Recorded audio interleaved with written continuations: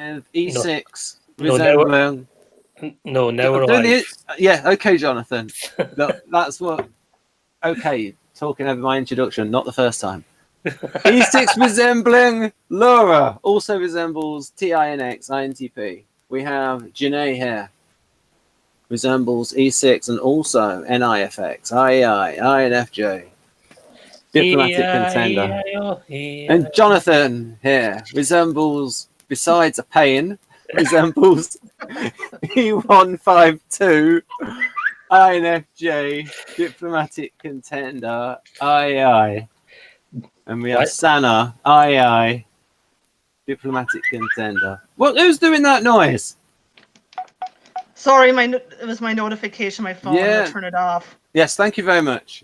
Yeah, you're welcome. So we're going to be talking about the NTs. See, I'm not the only pain in here. Right. You're not the only what here, Jonathan? I'm not the only pain here. You only what? I am not the only pain in here because Laura has this noisy phone. Oh, right, okay. I turned it off, okay? Right, okay. I heard the word peon. That's not right. Right.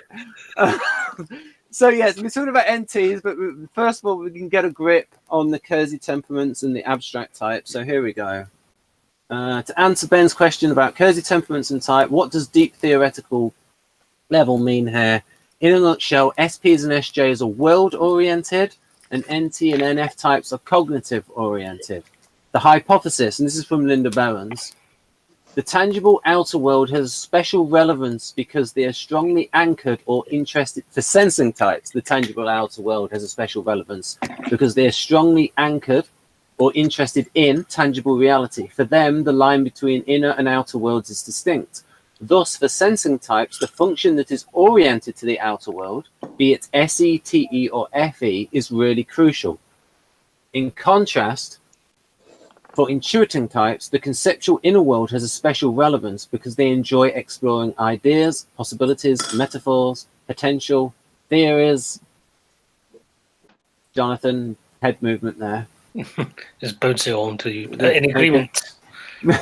Theories, etc., all mental abstractions. For them, the line between the real world and conceptual world is fuzzy. Thus, for intuiting types, the function pairs, the nature of the psychological condition itself is particularly important. Intuiting with thinking or intuiting with feeling.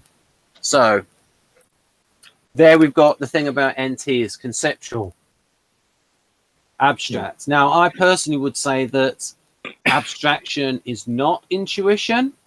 It's just heavily correlated with intuition because the tests don't actually measure intuition. They measure abstraction. And to a certain extent, the questions will talk about possibilities and things like that. But a lot of the, in tests, a lot of the abstract concrete questions don't really get towards intuition. How would you define intuition? Well, like the literal process, well, not literal, the how Carl Jung defined it, where you've got that hunch. If you're actually seeing the possibilities and it's there, or if you have that actual NI thing that the NI DOMs talk about. I mean, are there many questions that get at that NI stuff? I can't remember. I haven't taken tests in years. Usually they go to, are you interested in ideas or interested in facts? Things like that. No. So, anyhow, I am being delayed. So we have some things on here. I'm delaying myself. We have some things here on the NTs. Can you zoom in a bit? Yeah, who's been tapping away? Right. Deductive. Okay. There's Keirsey going INTP. Categorical, subjunctive, technical. Yeah, just like this whole table is technical for NTs. So this is how NTs think. They come up with tables like this. Mm-hmm. Right. Yeah. Well, this is how INTPs think. I don't know. Yes, it's more INTP stuff. Yeah. And Laura's read Personology, and she can vouch for Keirsey seeming very INTP-ish. Yep. He probably said to Junior, I thought I was an architect rational. compared to you. Right. He's like the INTP among INTPs. Yes, Junior is Yeah, amazingly like INTP. He's some type of INTP. Like, Yeah. whereas the rest of the INTPs, I don't know. Well, I mean, real actually, that's a good example there because someone's got your. So we can say that Keirsey Senior was a natural INTP predisposition, but he grew up on a farm. He was fit. He became a fighter pilot in World War II. He wrote about in his books that he wasn't a natural pilot and he wasn't that good under pressure, and he couldn't really orientate that well in a fighter plane. I think that would be terrifying to know that, that there's INTPs flying around. Yeah, he got drafted. He got drafted. But just the whole thought of INTPs and fighter jets with any everything. Trying to be an artisan. He's like an INTP trying to be an artisan. Oh yes. Said his parents were artisans. Most of his fighter pilot friends were artisans. He said he only met one abstract type during the war. And after the war, he did the GI Bill, and he was a counselor, and he worked with teenage boys, disruptive. He worked in schools. He dealt with the parents. He dealt with the teachers of that. So that's a lot of stuff, practical experience for 20 years. And then he lectured for another 10 to 15 years, and then he went, please understand me too. So he's got a lot of experiences that are outside the realm of the normal INTP. But what we could say is maybe the way he went about things was NT. And that's one of the things I mentioned when we did a video with Amanda and Haley. She talked about a friend of hers who paints and is ISTJ, but he does it in an ISTJ way. So it's not what you do, it's how you do it. So like with Sanna's art, does it in an NF way. So it depends on the activity, but sometimes the approach of the person comes through in how they do it rather than what they do. Have you got any practical examples, Jonathan, of that? Of maybe an activity where the temperament shows through in how they do it? In how to do what? Well, exactly. I can't think of a particular thing. Maybe it comes through with writers. Any particular... Oh, yeah. I don't know a temperament. I can definitely think of a type in writers. Like I've seen writers who remind me of Stephen King, and Stephen King is generally considered an INTJ, which I think is true based on his book on writing. INTJs are oddly they're actually quite, or some INTJs at least are quite good at writing people and characters or going in depth, whereas others can be a bit dry. Especially ENTP is not the best at characterization. Yeah. Oh, I've seen that too. I've seen INTP has got interesting characters, but he's not really good at exploring them, shall we say. Instead, he has a lot of exposition. Yeah. That sort of thing. But yeah, that's a whole other area because we're talking about 6. Right. So yes, NTs. So it is generally true that they have an interest in the sciences, technology, and systems. Yes. The sort of predisposition there. Yeah, I've seen plenty of exceptions. But yeah. Or if they're interested in the arts, they'll still tend to do it in an NT-ish way. Oh yeah. But probably, I would think INTP. Well, my own process is like you learn all of the techniques, the craft, and then you end up doing it your own way. It's like, but it's that I love the Pat Patterson quote: "There are no rules, only tools." It's like you using it as a tool.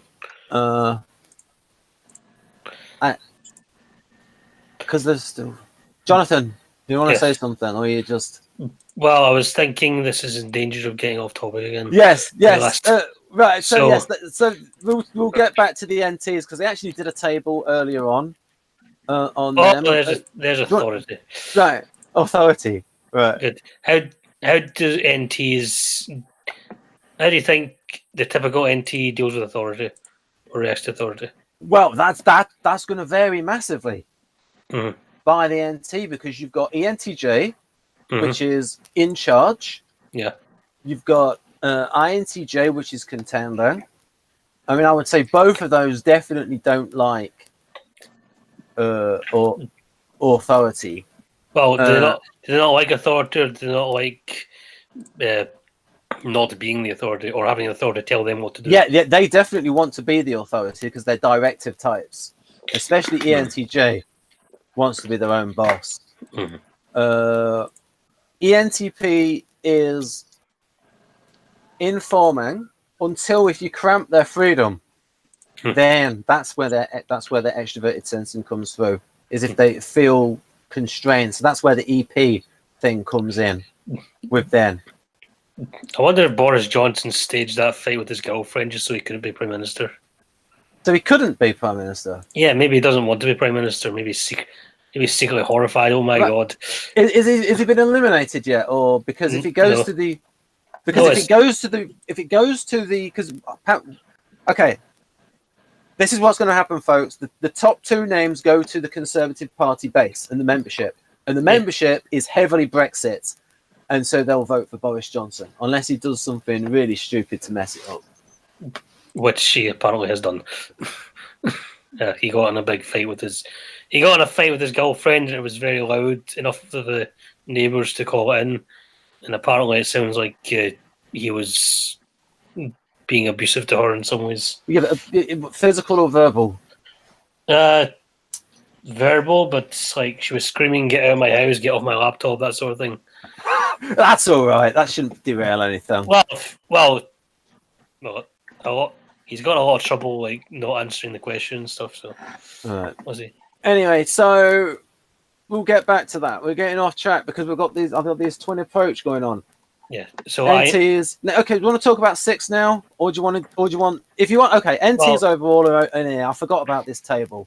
Right. Okay, I'll put this on screen and go through this, then get to the 6. I should have just shown this right at the start because I did this for the Catherine Farver event, and it was all nice and condensed. I'll read. Do you want to read? Does anyone want to read through this, or do you want me to do it? You do it. Okay. NTJs are predisposed to enact the proactive enterprise serial order role, the ability to get the sequence of steps right to achieve a long-term strategic objective where the results are remote. NTPs are predisposed to the constructor roles, modeler, inventor, and designer of systems and structures. They have abstract word usage and utilitarian tool usage, which means that they are adaptive and use tools how they see fit. They won't follow the instructions.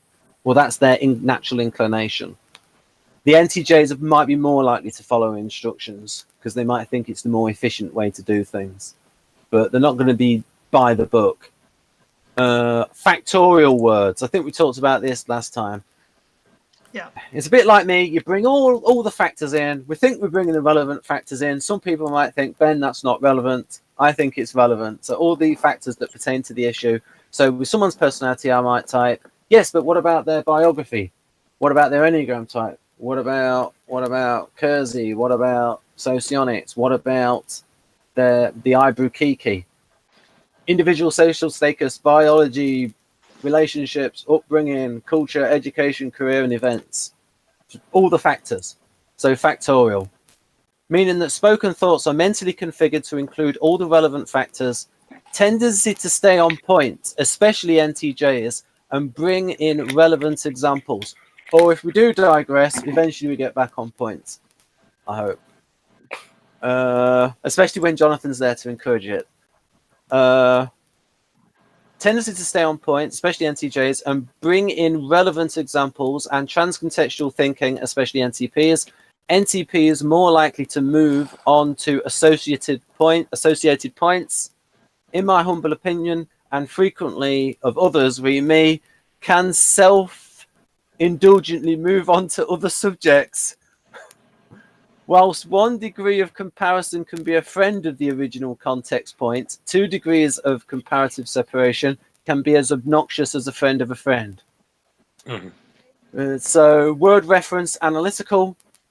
So it's like trying to analyze stuff, getting to the point, trying to get down to the root cause, and the sequence being deductive.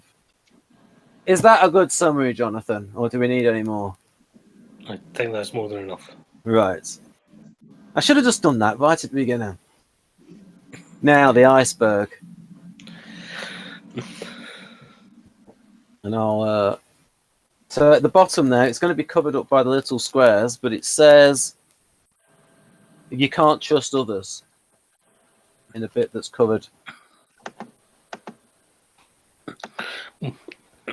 Right, so Laura, how do you feel as an INTP about E6?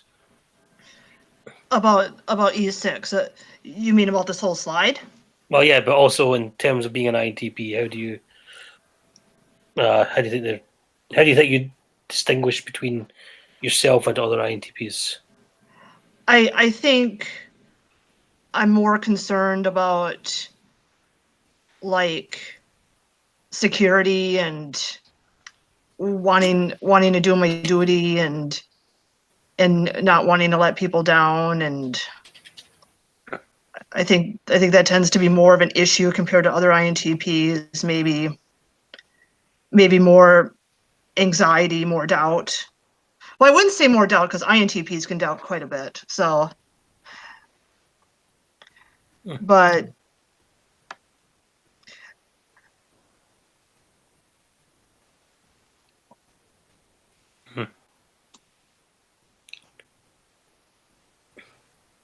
I'm just seeing what else I can say here.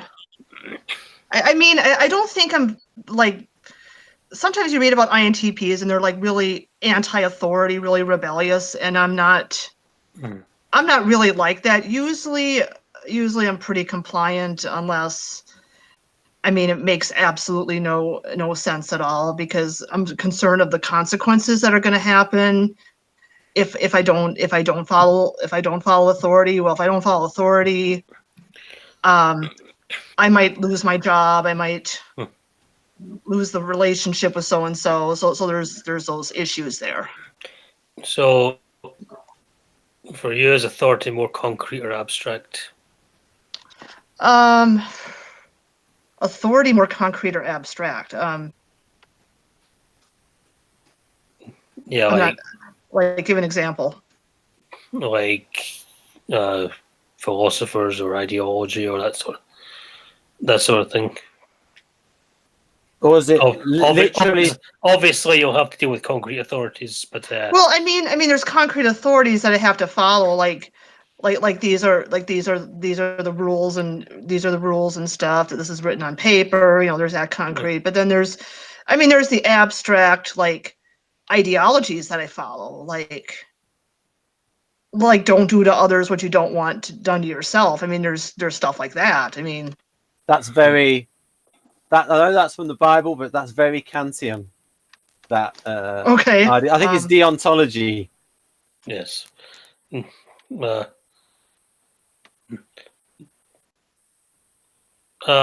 let's put it this way. I followed an INTJ who I used to follow on Twitter, an INTJ who I think is a 6, and she was a feminist, and basically she did the appeal to authority thing in her arguments and stuff, but it was all it was kind of highbrow. It was like all of academic references into like feminist philosophers and thinkers and so on. There's a lot of abstract, high tier authorities almost, and ideology. She was probably a social 6 with the 1, so much more ideological.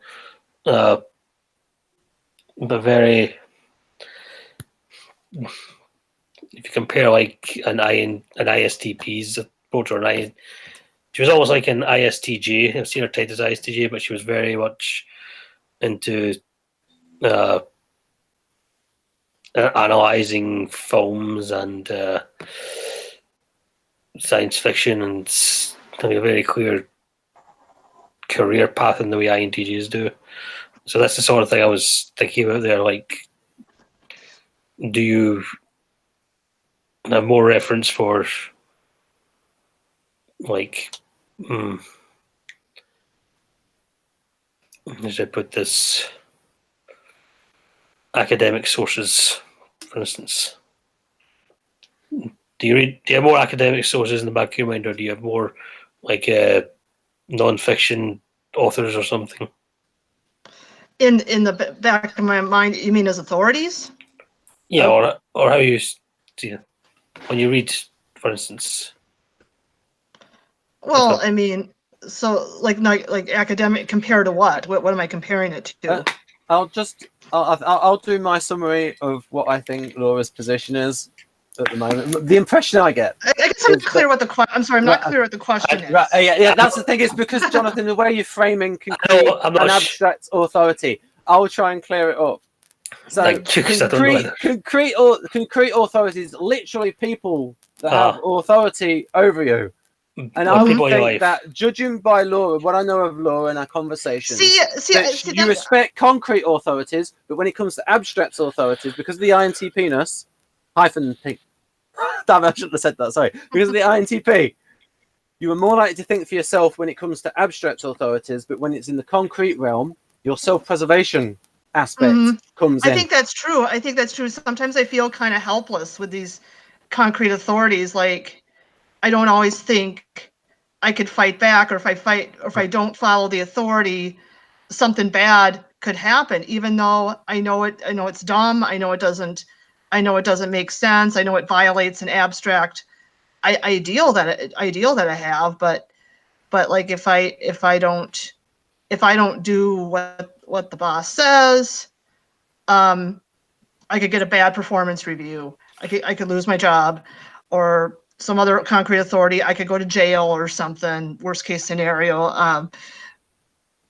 But it's like abstract authorities. Like if you're talking about, well, some religion or something, then I can just kind of decide for myself. Okay, well. Okay. One moment, Jonathan. I don't follow any religion, but I mean that's kind of besides the point. It's kind of like with religions and philosophies. I can kind of, pick and choose for myself. This is important for INTP, because concrete authorities tend to have some force associated with them. There's less force with abstract authorities. Right. Yeah. Yeah. So, Laura, could you talk a good bit about the stuff in the SE- box? Okay. Not good at single-mindedly pursuing its goals. Its apparent stubbornness does not help much with that. I'd say I partially agree, partially disagree, because if I want something really badly, I can be pretty single-minded in doing it. And its apparent stubbornness, I guess it depends on the context, what you mean stubborn, because like I really hate it when people boss me around. I can't stand that.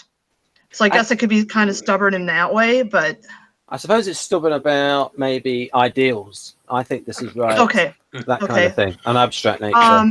Can't force or can control other people. I don't like using the word can't, because I think I can if I absolutely had to, but I'm not comfortable doing that. I don't like having to do that. I don't like that we feel like we have to do that. No, I thought that was funny when you said the sentence, I don't like, and then most people would expect, I don't like forcing or controlling other people, but then you said, I don't like the word can't. Well, yeah. Well, it's like an absolute. It's like, I mean, rarely is something 100% absolute. I kind of see it like on a continuum, like 95% of the time, you're not going to be inclined to want to force or control other people, but then there's that other 5% that maybe you have to. Like if you have a little kid running in the middle of the street, I'm probably going to go and grab that kid to stop him from being run over the car. I'm forcing or controlling, but it's really only in a true emergency situation where it's kind of more of a last resort option that I would do.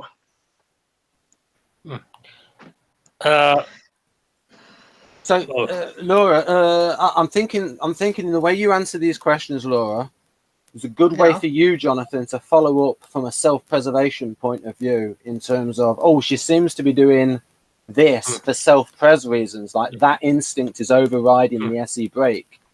Well, before that, I had a thought. Do you think that ISTPs are the opposite of that relationship to authority? ISTP 6 is like, if INTPs are comfortable with abstract authority, but Yeah. more with that, I wonder if ISTPs are the opposites.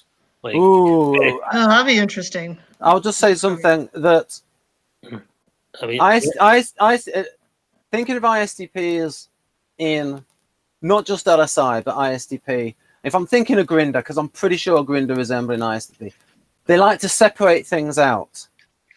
So keep lots of things separate. Maybe even... It depends what field they're in, because it's like... with ISTP, I think that an abstraction is a tool for them. So if they're in a field that doesn't require that tool, they're not going to use it. Whereas INTP is naturally abstract. So, for example, if you've got an ISTP resembler in computer, well, then they're going to know abstract stuff. But if you've got an ISTP resembler who's not in a field that demands abstractions, are they naturally going to seek it out?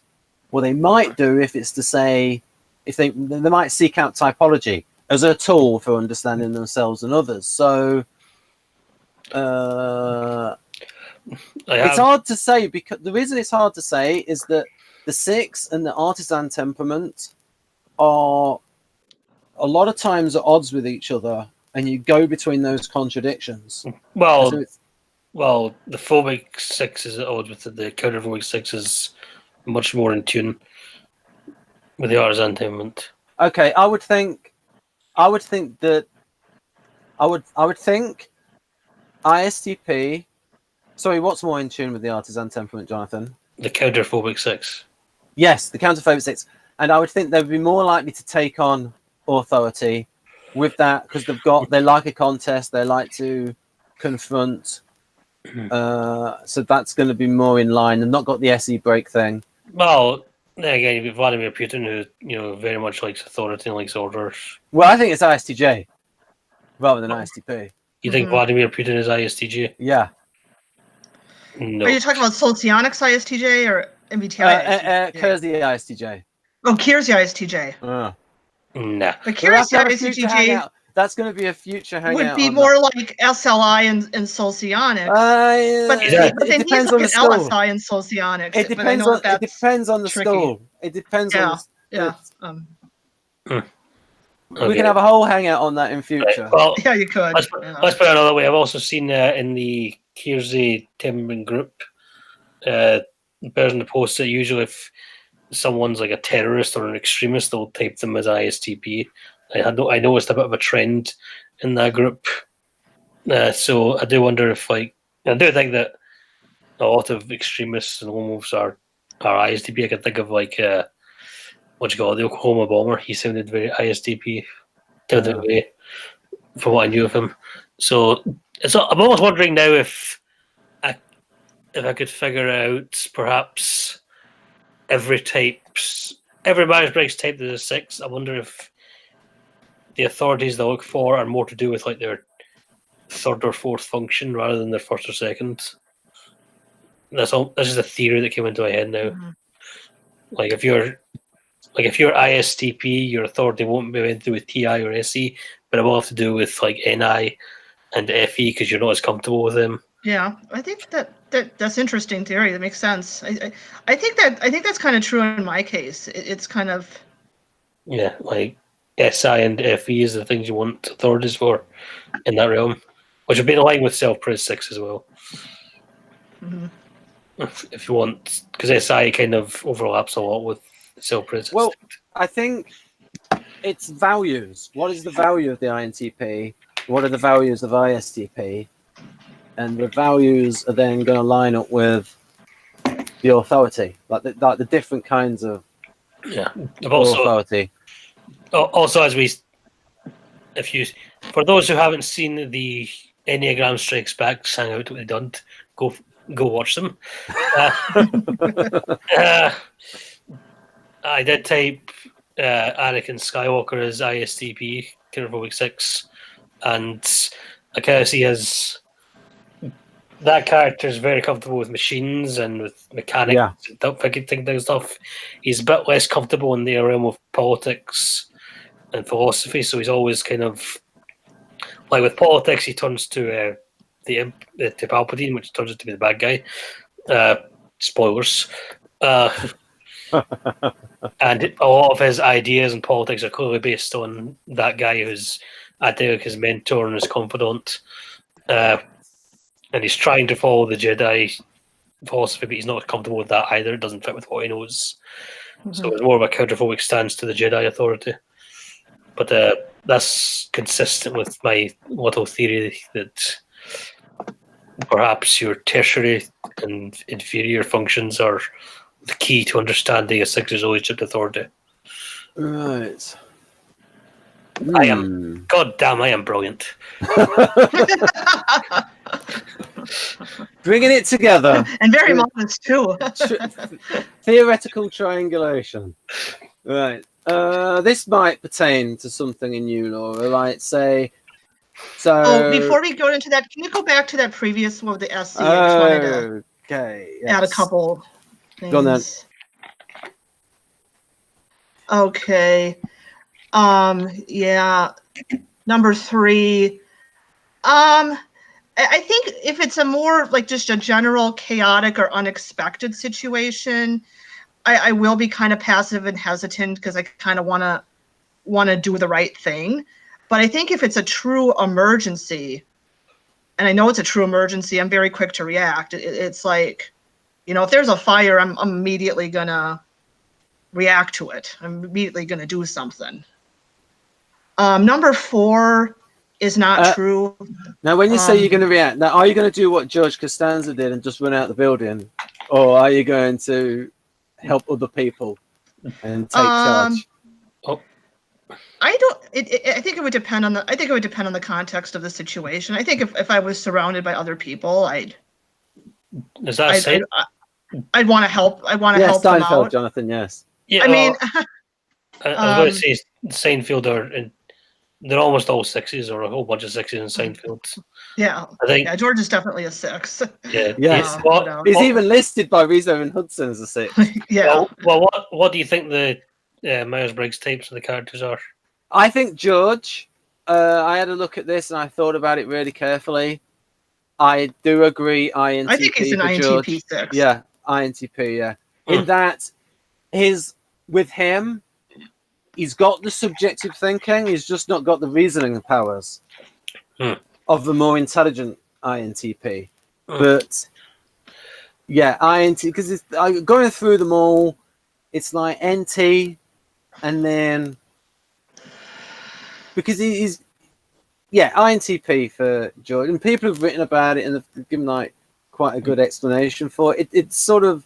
Because I was trying to think, it was about a month or so ago, about what would an unintelligent or less intelligent INTP look like.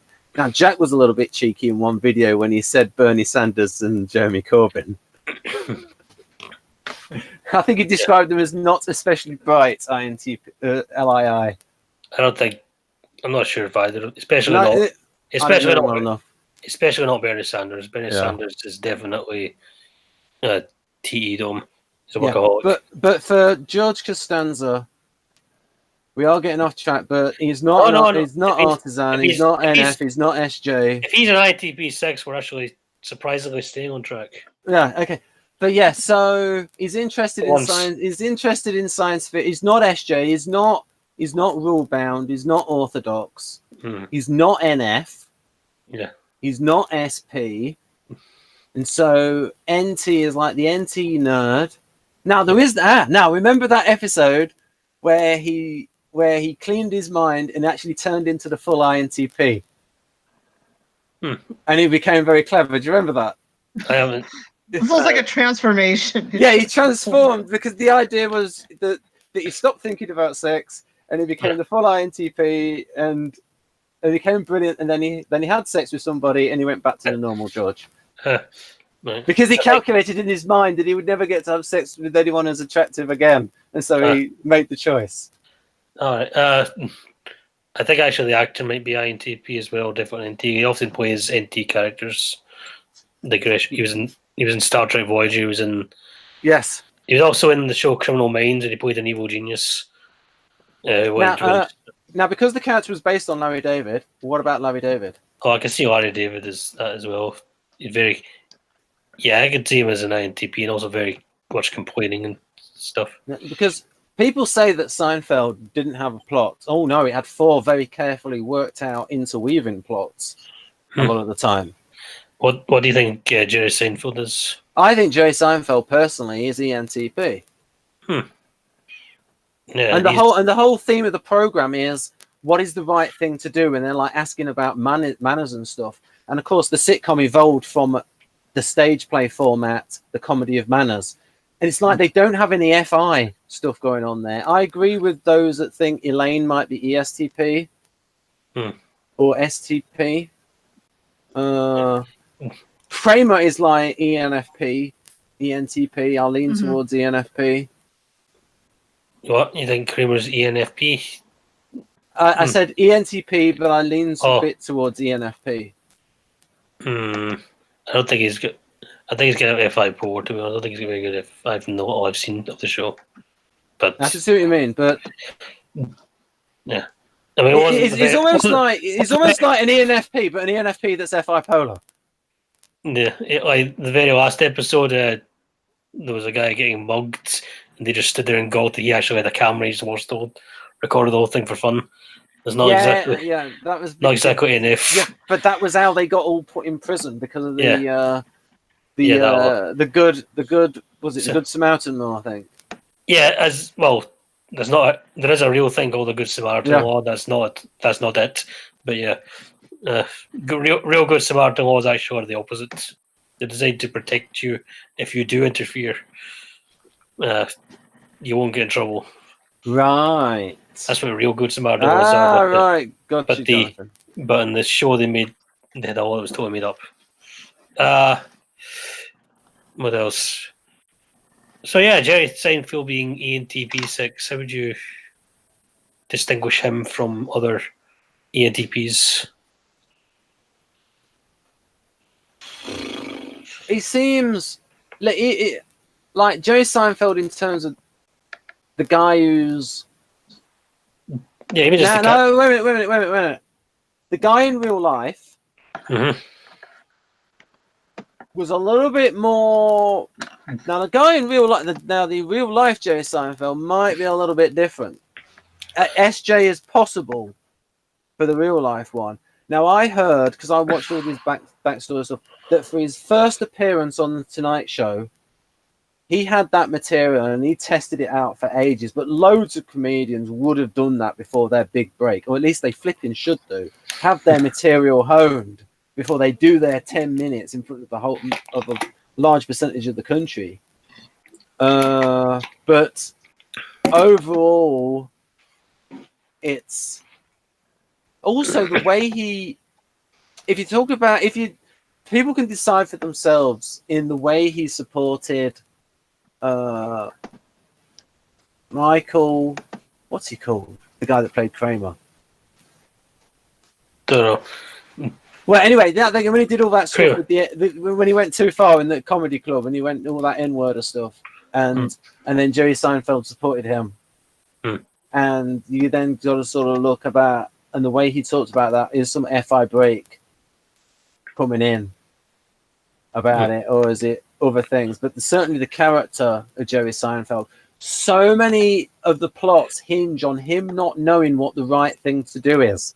Like he's not got this conscience. Pretty much doesn't have a conscience, the character. But again, my question was, how would you distinguish him from other ENTPs? Well, other ENTPs. Yeah. He's funnier than the average ENTP. As a professional comedian.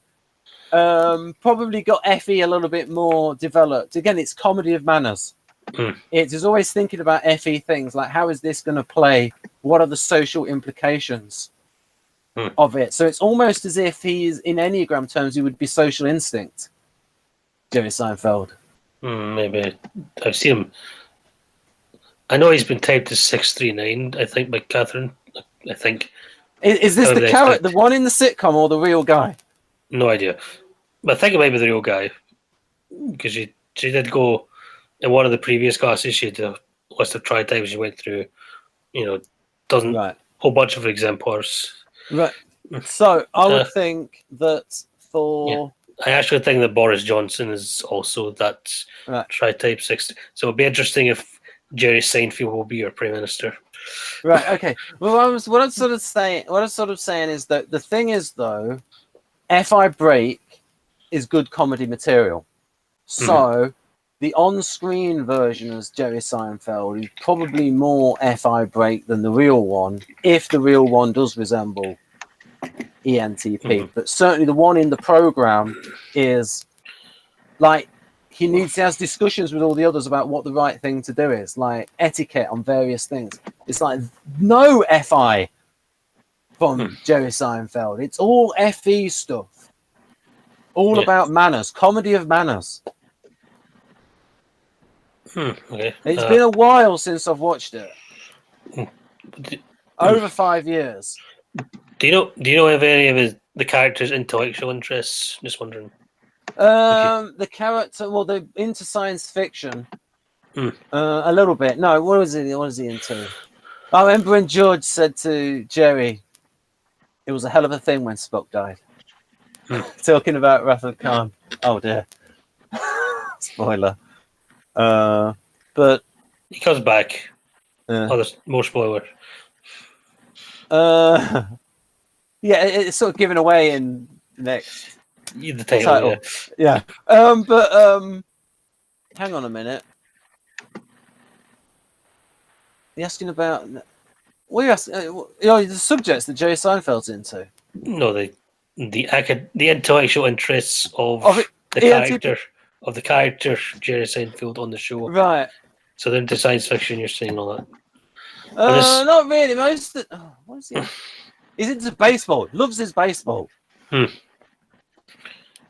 really talk about. I never saw the character reading a book. Yeah, weird for an ENTP. I'm just coming up with this cheeky idea that the ENTP 6 is like the less nerdy or the less smart 6 with the less smart ENTP. That's a very rude idea. That actually makes sense. Does the 6? I'm sorry to the I'm sorry to the 6s we have in this hangout. Oh, I'm not. So I thought you said 6, and I thought you meant ENTPs. I hope they're not getting the celebration. It seems like from what I've observed with the ENTP 6s, it seems like most of them are more counterphobic, and it's kind of like they kind of like to push against authority to kind of see how much they can get away with it. I got an idea. To see how far they can push the buttons. Is that something you've noticed? What I might think is, in the area of extroverted sensing, they might be counterphobic. In the area of feelings, they're probably phobic because they realise how weak they are. Just like Jerry Seinfeld, it's like, oh no, I don't know what to do, and he's anxious about FI stuff. So I agree with Jonathan about E6. He would be a more phobic. Jerry Seinfeld's character would be a more phobic ENTP 6, whereas I think that would be again just a tri-type. There's a lot of I can see a lot of ENTPs who are like 6'3" or something. Like a lot more aggressive comedians. Yeah. Right. So, are there any more bullet points for you to go through on this? Okay, just make it really try to make it really quick here. Number 4. I don't agree with that. It's kind of like I have a hard time letting go. Like especially if somebody hurt me in some way, I kind of need to stick up for it to make sure it doesn't happen again. Number 5 is absolutely 100% true. That's kind of why I thought it was SC polar, because I find that I kind of relate more to other SC polar descriptions. Not so strongly with this one, except maybe for 0.5, but the other points are kind of like, well, I either don't agree with it or I only halfway agree with it. And then number 6, I don't ignore rules. I may argue over them, you know, like, why are we doing this? But kind of in the end, sometimes I still feel like I can't over the power of the authorities, so I kind of have to reluctantly follow them, or when they're not looking, do it my own way. So Right, yeah, that's a great point. No, because remember, I always continue to make this point with Laura that when she's on her own, she tends to do things in a utilitarian way, an adaptive way, her own way, and her INTP type comes through more when you're on your own. But you're not sort of thinking, oh, how should I do this? Yeah. Because this is probably for another hangout altogether, but I found that I related more to the EII SE plus polar description than I related to this one. Well, that might be some 6 stuff. The 6 might make you emotionally more complex, and the FI role development and other things. Jonathan? Yes, perhaps. I thought you... Anyway, so this TE stuff, I don't think this TE stuff is particularly relevant, but I do think that this thing in the next one, if I put the right slide, this one is relevant. This stuff with FI and SI, I think it relates to 6 and self-pres. Okay. All this stuff. So if you ask this, so I think this would be a good format. You answer these, Laura. Say maybe one by one. Say you answer the first one. Give Jonathan an opportunity to follow up. Sure. And sort of like switching between the two of you. Okay. All right. So starting with FI minus, the first point. Yeah, I mean, I do kind of keep my distance. Like if I don't know the people that well, or I'm not sure what they're going to think of me or what to say. But I don't think I seem stern, aloof, or uncaring. I really work hard to try to not be seen that way. Ah, why do you work? Why do you think it's important to work hard on that? Well, because people won't like you if you're like that, and what happens if people don't like you? What?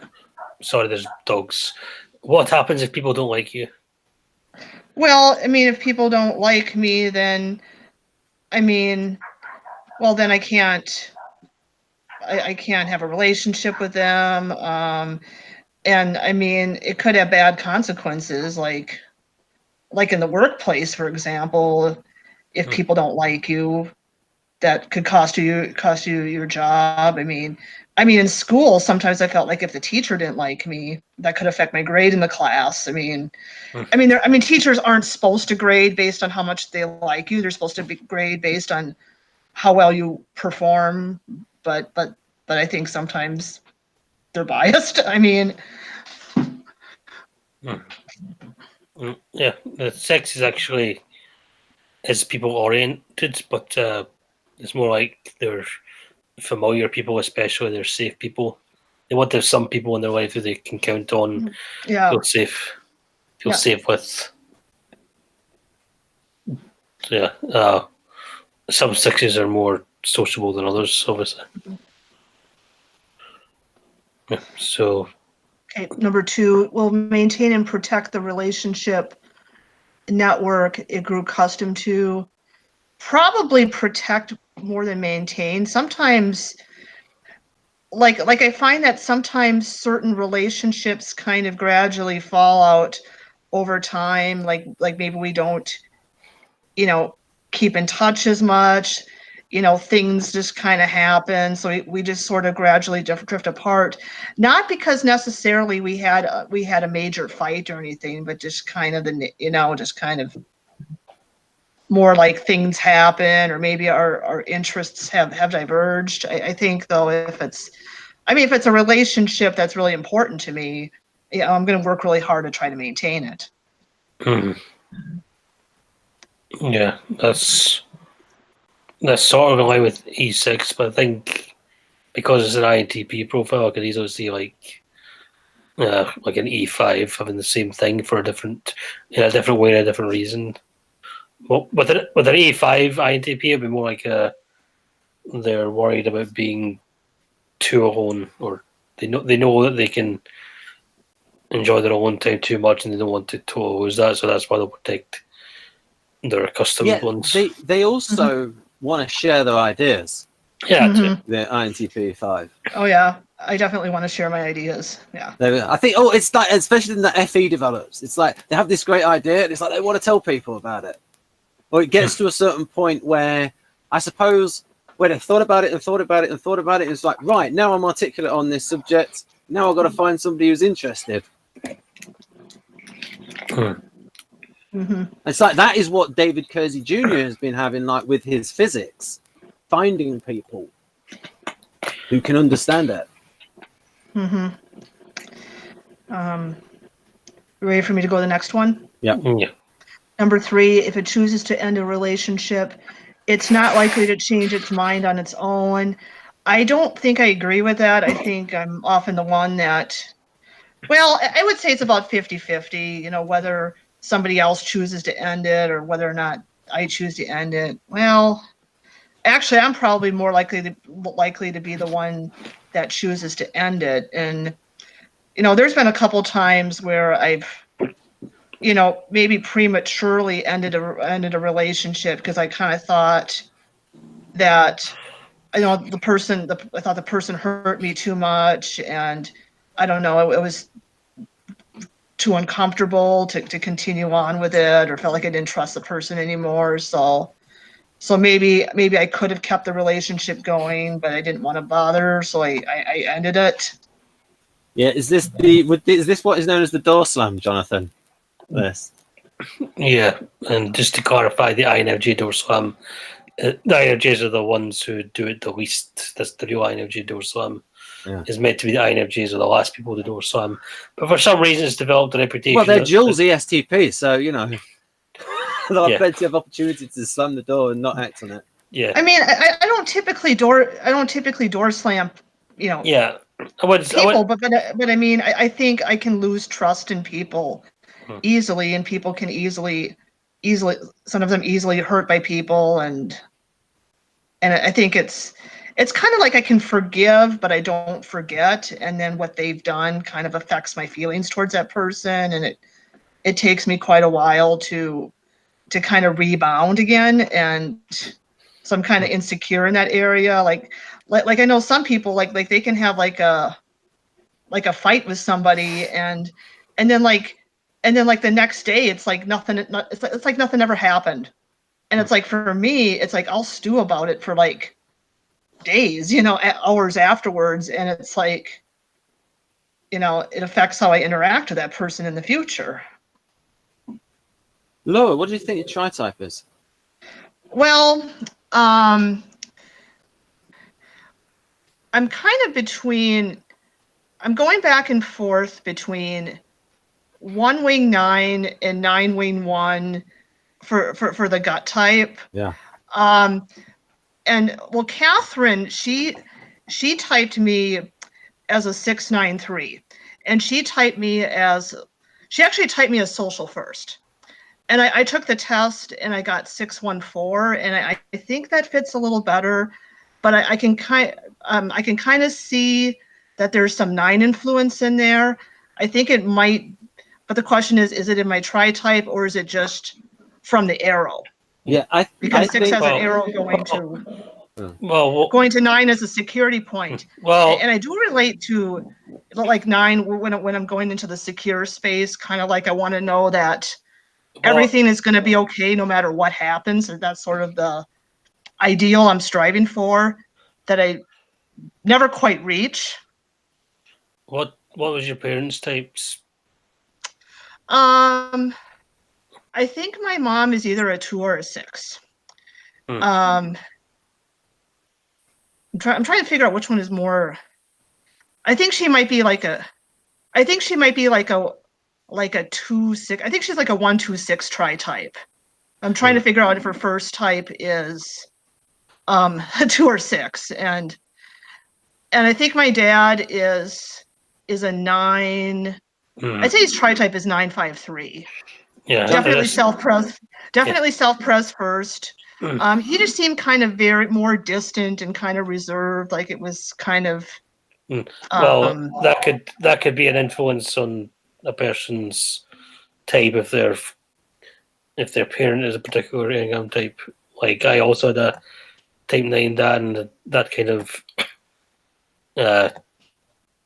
imprinted on me. Basically, your parents' types imprint on the person. Yeah. But yeah, I feel like I kind of had both a lot of 1 influence kind of from my mom, and then some 9 influence from my dad, and then like and then my mom was kind of very 2-ish, but it kind of the way she did it kind of turned me off to what 2s do, and then I'm trying to, and then my dad was kind of more 3-ish, but it was kind of, but he was kind of more, he didn't show a whole lot of 3. It's kind of more like, well, he doesn't fit 2, and he doesn't fit 4, and he's kind of modest, but I think he always kind of cared about how he was successful and how he did compared to other people. I mean, he never vocalized it that much, but it was kind of always there. And I'm a 5 wing, so I think I got the 5 influence from my dad, and I can kind of see some of the 3 influence in myself. But I'm not sure if that's just the arrow going to 3 or if that's actually my tri-type, because I kind of can see, like I think I have a lot of the 4 envy, like wanting to be, this thing about wanting to be special and standing out in some way. And I mean, I can do it through like 3 success. Well, like if I'm better than other people in this area, or if I know more. But I think it's kind of, if you go deeper down, I feel like it's more 4-ish, because it's like, well then I'm special because I stand out in some way. I have something that other people don't have. Yeah, I'm trying to. No, what are the Jungian types of your parents? I think my mom is either I think she's between, kind of on the border between ISFJ and ESFJ. Right. She's kind of straddles a line in between. My dad, he seems, I don't know, ISTJ maybe, but like I said, in some ways he kind of seems like he could be INTP, or ISTP. It's weird. I have a hard time typing my parents, because I think because I know them so well, so I see all these different sides of them. Right. What I'll do is, in future I'll type my potential interruptions in the side chat. Okay. Right, so, but anyway, I think we're kind of going off on a tangent here. Number 4, should I go to number 4? Yeah. May strongly disapprove of the morals around it, but will usually keep its opinions to itself. If I strongly disapprove of the morals, I'm going to say something about it. So maybe that's more. Yeah. Maybe that part of it is more 1-ish. Has that always been the case, Laura, or is that something more recent? Well, I think it was more the case when I was younger, actually. Right. And then I've kind of learned to become more flexible about it. I think when I was younger, I was more black and white about this is right, this is wrong, this is good, this is bad, and now I'm. This is the thing. The role function is a very important function. The role function can be very strong. And then 5, cold and distant with strangers. Over time, it begins to pick up the relationship nuances and finds the right approach to the person it's interested in. Yeah, this mostly fits. I don't know if I like the word cold. I don't feel like I'm so much cold. Just kind of maybe a little more wary and reserved. Yeah, at first, until I'm comfortable.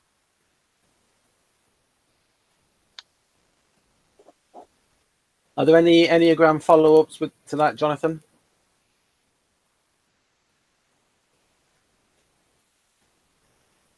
Your mic is off, Jonathan. Sorry.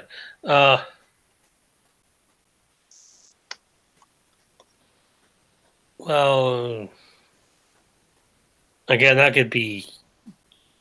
That's consistent with 5 and also 6, just for different reasons. So it's not. So I mean that bit there. I mean, Not even 9. So Laura doesn't think she's as cold as that paragraph number 5. Self-praise 6s don't see themselves as cold. They see Right. themselves as warm. Right. Self-praise 6 is called warm. I think it's more depending on tri-type and stuff, but yeah. This could have been the hangout in future, an Enneagram analysis of LII. But yeah, so if we do SI plus, and again, if we alternate between, but you Laura got so many, Jonathan, you got so many LIIs, and most of them are not like me. So yeah, that'd be have good. to I mean, we could get do a that in bunch of them. future with you and Amanda and Bradley if it's available. Yeah. What type? I mean, Amanda, what is she in the Enneagram? Now she identifies 541 rather than Okay. 451. Okay. So kind of be interesting to contrast the 5 and the 6, because for quite a while I mistyped myself as a 5. I thought I was a 5. Oh, I'm an INTP. I've got to be a 5, you know, and then some things just, you know, didn't quite. When I looked into it more closely, some of the things just didn't quite fit. Okay, has modest requirements for comfort at home. Yes, that I agree with that. I'll just say one thing is part of Victor's theory in terms of the things that he writes in that FI minus block is the idea that you're going to get a super ego shift because FI-SI is the social mission block of ESI. So it's almost as if the things in the FI minus block are when TiNx, INTP is acting ESI-ish. And ESI gets a little bit ethically condemnatory. Gets a bit hardcore and a little bit opinionated around the area, or like hide it in. But so that's why that sounds a little bit ESI-ish. Okay. Yeah, but like modest requirements for comfort at home. Like I'm pretty low maintenance when it comes to comfort. Like I need to be comfortable physically, because if I'm not physically comfortable, it starts affecting my mood and my ability to think well. But what I actually need to be comfortable is pretty simple.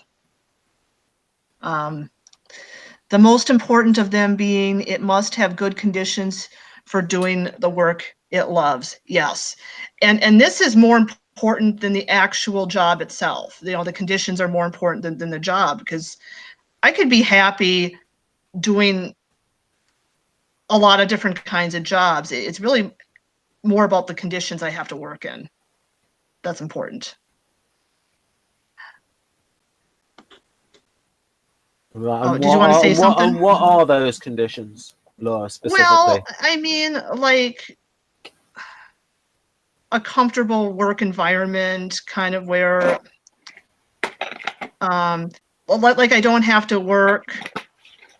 I don't have to do any intense. I guess I don't have to do any intense physical labor. I like that quote. I don't have people constantly yelling all the time. And I like that quote. I like a work environment where I don't have to work.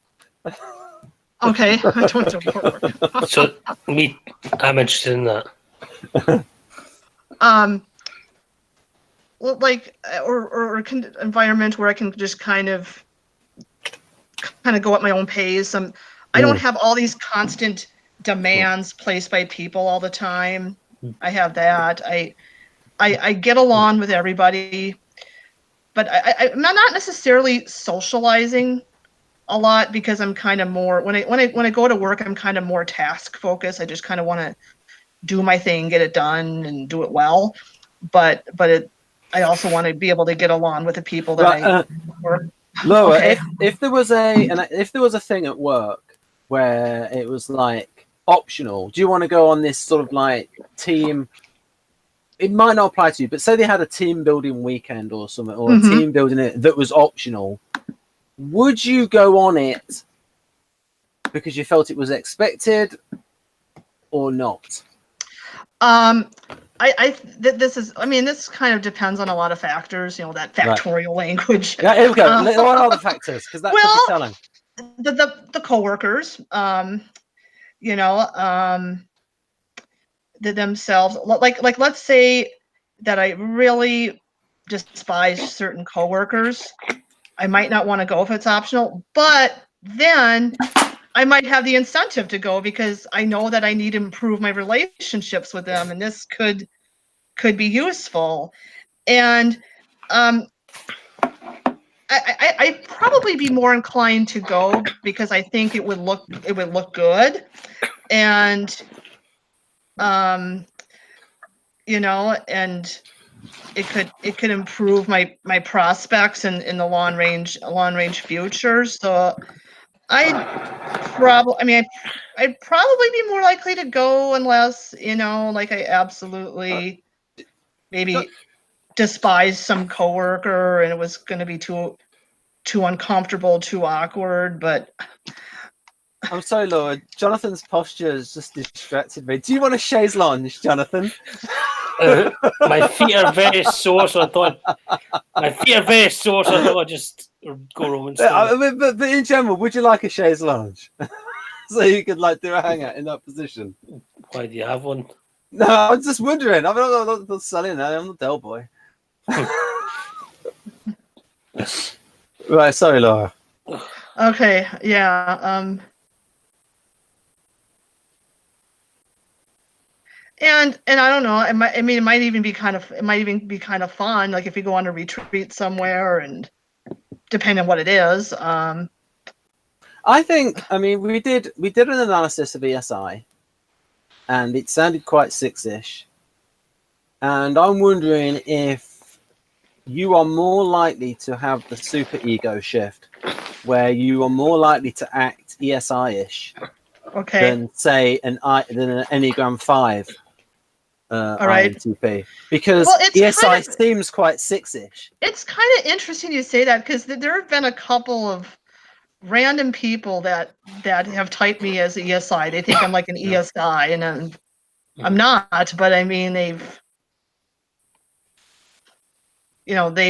said that, you know, based on a couple of things I said, probably because I talked about, oh, this is morally right, this is morally wrong, people should behave this way and not that way, and you know, and then they kind of like sense. Superficially they got ESI without really going deeper into it.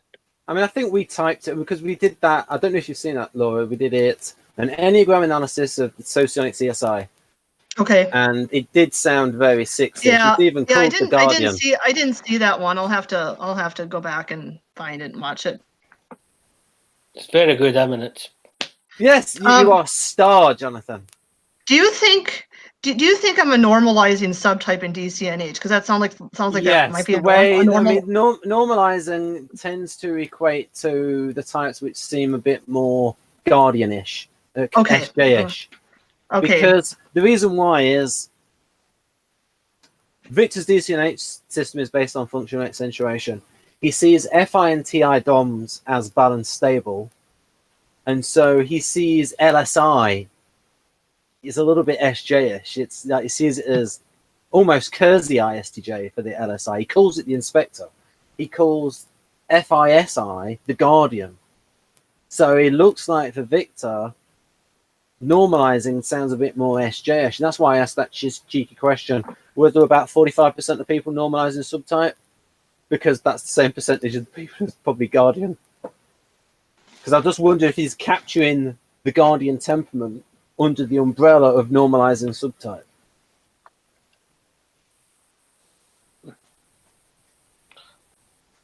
Okay. Number 3.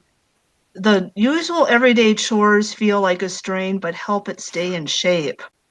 Yeah, I mean, everyday chores, you know, do feel like a strain, but, you know, I try to, you know, keep up with them so it's not causing more problems down the road, but help it stay in shape. I don't quite understand that part of it. I mean, as it relates to chores, I mean, I mean, I do try to stay in shape physically. It sounds like you got a woman in a washing machine. Not got a washing machine. They've got a mangle. What? Okay. Wait. Okay. Washing machines. There's like instead of washing by hand, they've got a mangle to like put it through to like do the manual rinsing of it. I love it, Jonathan relaxing like this, getting all the pillows. There, get your roll SI on. Oh, I should have done this years ago. I should have done all the hangers of this. It's okay. It's perfectly fine. God damn. It's good. It is cool. It's made distinctive. A nice smile on your face. There we go. Right. Okay. Help it stay in shape. Yeah, I'm staying in shape right now. I think Victor's just reframing it to make it sound as positive as possible. Okay. Number 4, good health is achieved mostly through moderation and a comfortable, unhurried schedule. Yeah. Yes, that's kind of what I try to focus on. The last one, investing in its health and recreation brings added strength and a more optimistic outlook. Yeah, I relate to that. I mean, but one of these things that's a little bit of a cart horse then, because when people get depressed, they don't do the health and recreation stuff, and it sort of feeds back on it. What do you think of that one, Sana? Number 5, is there a relationship?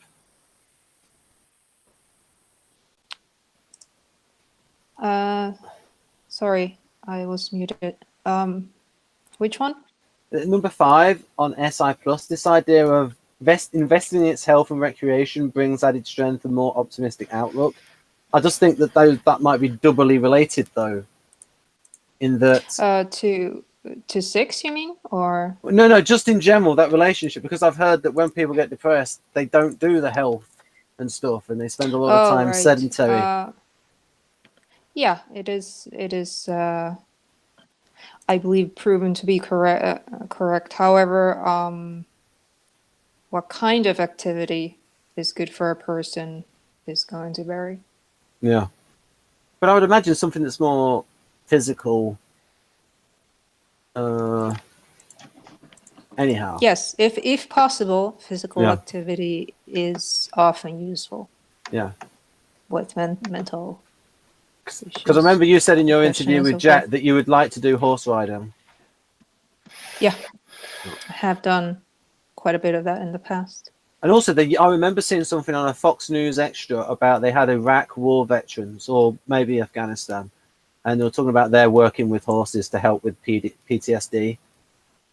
But yeah, this is a bit of a digression. But yeah, the reason why I wanted to get at this is that the fact that somebody's doing the health and recreation stuff means that they're not that depressed in the first place, and there's a positive relationship. There's sort of a mutual relationship between the two. In that, the more depressed somebody is, the less likely to do the health and recreation stuff, and the less likely to do the health and recreation stuff, the more depressed and you get that vicious circle. So they sort of reinforce each other, in my opinion. Right. I wonder if... No. Sleeping Jonathan there, almost. Right. I think we've done all these bullet points, and there's one more that's relevant. Go on, Jonathan. Pay no attention to that man in the box. Right, and so this one would be relevant. So basically, it's the SF functions which are relevant. So this might be relevant for the 6. Okay, this might be... go... Just back. Do you want me to go over these? Yeah, I'll just say that for most, I would say the 5s and me, that most INTPs are like, if it's small talk, I'm not interested. And I want to talk about ideas. Whereas for you, with the 6th thing, you might be more willing to do the small talk stuff in order to maintain the relationship, because that's important to 6s. Well, I mean, I still much prefer the ideas. I mean, I can engage in small talk for a little while, but I think eventually I'd probably get kind of bored with it, and I'd try to see if I could steer it more towards ideas or what I wanted to talk about. But I think compared to 5s, I think I could probably tolerate small talk more or for a little bit longer period of time. Right. That makes sense because of the difference in your focus of attention. Your focus of attention being self-praise and E6 stuff, which, yeah, they're focused on other people as well as their own feelings. Mm-hmm. Whereas the E5 is more going to be in an impersonal state of where it's more about the ideas than their own feelings and others' feelings. Mm-hmm. And also, I think the 6 is attentive to the motives of other people, and the intentions, and how the good standing they have with them or not. What about number 2? Now, is good standing, is some of that kind of related to like 3, or like when, because 6 has a connection to type 3, like.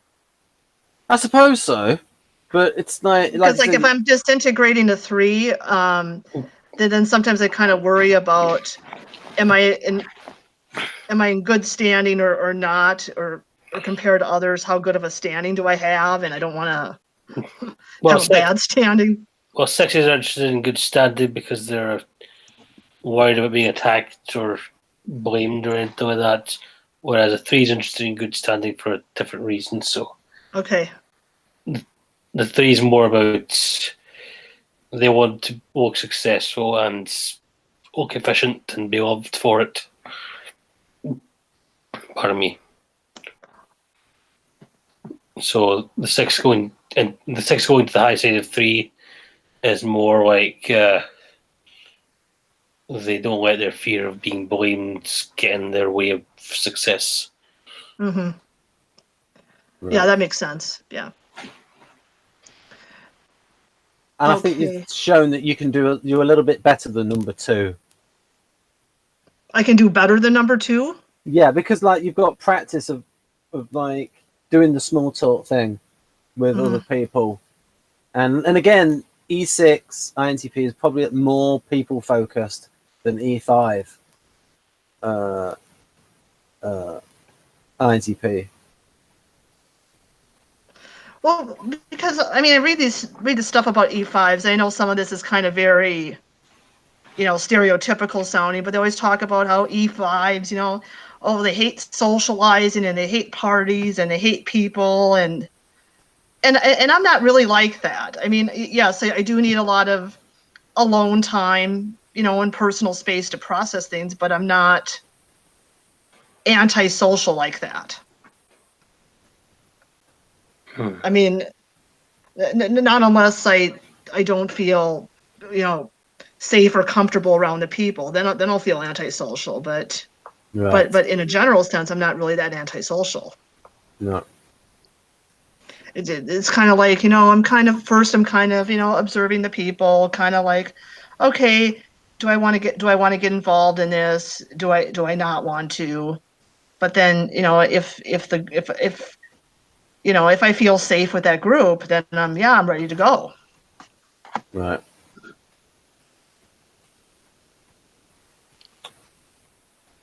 Any follow-up questions, Jonathan? Not really. Okay. I was looking at myself and thinking of entering the Vito Corleone lookalike competition. Okay. All right. Yeah, I will say that, yeah, the NE minus on here, yeah, I relate to all that. Yeah, that all. Yeah. The only one is sometimes with number 3, like I really try hard to be open-minded and tolerant, but sometimes like if there's something that I feel very strongly about or strongly believe it's right, it can be difficult for me to be open to that opposite perspective, because it's kind of like, and maybe it's because my sort of sense of safety and security is kind of like, well, I would say, Laura, challenged. the key word is tolerant in terms of, I don't agree with this 100%, but I don't want to have an argument about it. Mm-hmm. Because of the INTP is not really liking arguments.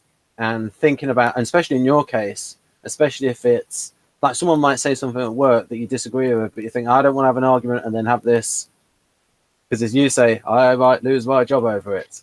The key phrase that keeps coming up. Yeah. And then for the FE plus, reserved. What about number 3? On any minus? FE plus, because the NE stuff is not really. I mean, only number 3 in NE minus pertains to the Enneagram, I reckon. Maybe 4 as well. So FE plus. First, I kind of wanted to go to number 1. Get to number 3. Yeah, we kind of talked about that already. I don't agree with can't make them feel at ease. Again, I don't like that word can't. I would say it's probably not my strongest skill. Sometimes I wonder how good I am at it, but I wouldn't say that I can't do it. Right. Number 2, yep, that's true. Yeah, it's difficult for me to be kind of lively if I'm not personally concerned about the topic. I mean, I can maybe fake interest out of politeness, but I always think that maybe somebody will kind of see right through it, and I just can't be as enthusiastic if I'm not interested in it. I just thought of a non-type factor because you're in Minnesota, I believe, and yes, there is that thing of Minnesota nice. Yeah. Which is a bit like Carol talking about the Southern cultural overlay in terms of manners. Yeah. Mm-hmm. Right. And number 3. Yeah. Yeah, I agree with that. Number 4, though, that's kind of going too far. I'm normally not like that. That's kind of, I'd have to be extremely interested or passionate about it. And even then, I don't think I'm that charismatic. Maybe it should say, can present any subject that it has knowledge of. That it has knowledge of. Any subject, not any subject. It would only be a select few subjects. It'd have to be something I'm very passionate about.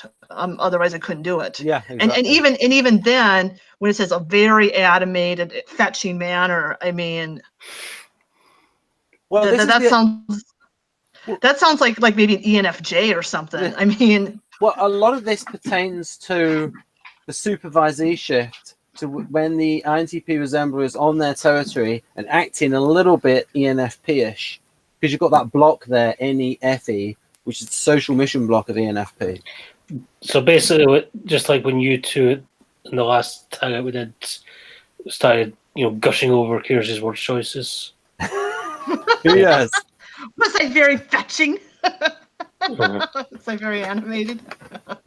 Well, I thought it was brilliant, that bit with all the humour in it with the, what are your criteria? I demand to hear your criteria. Mm-hmm. Okay. Yeah, and then number 5, although friendly and abrupt with outsiders, for his loved ones can create relaxed and festive atmosphere. See, I don't think I'm unfriendly or abrupt with outsiders. At least I try hard not to come across that way.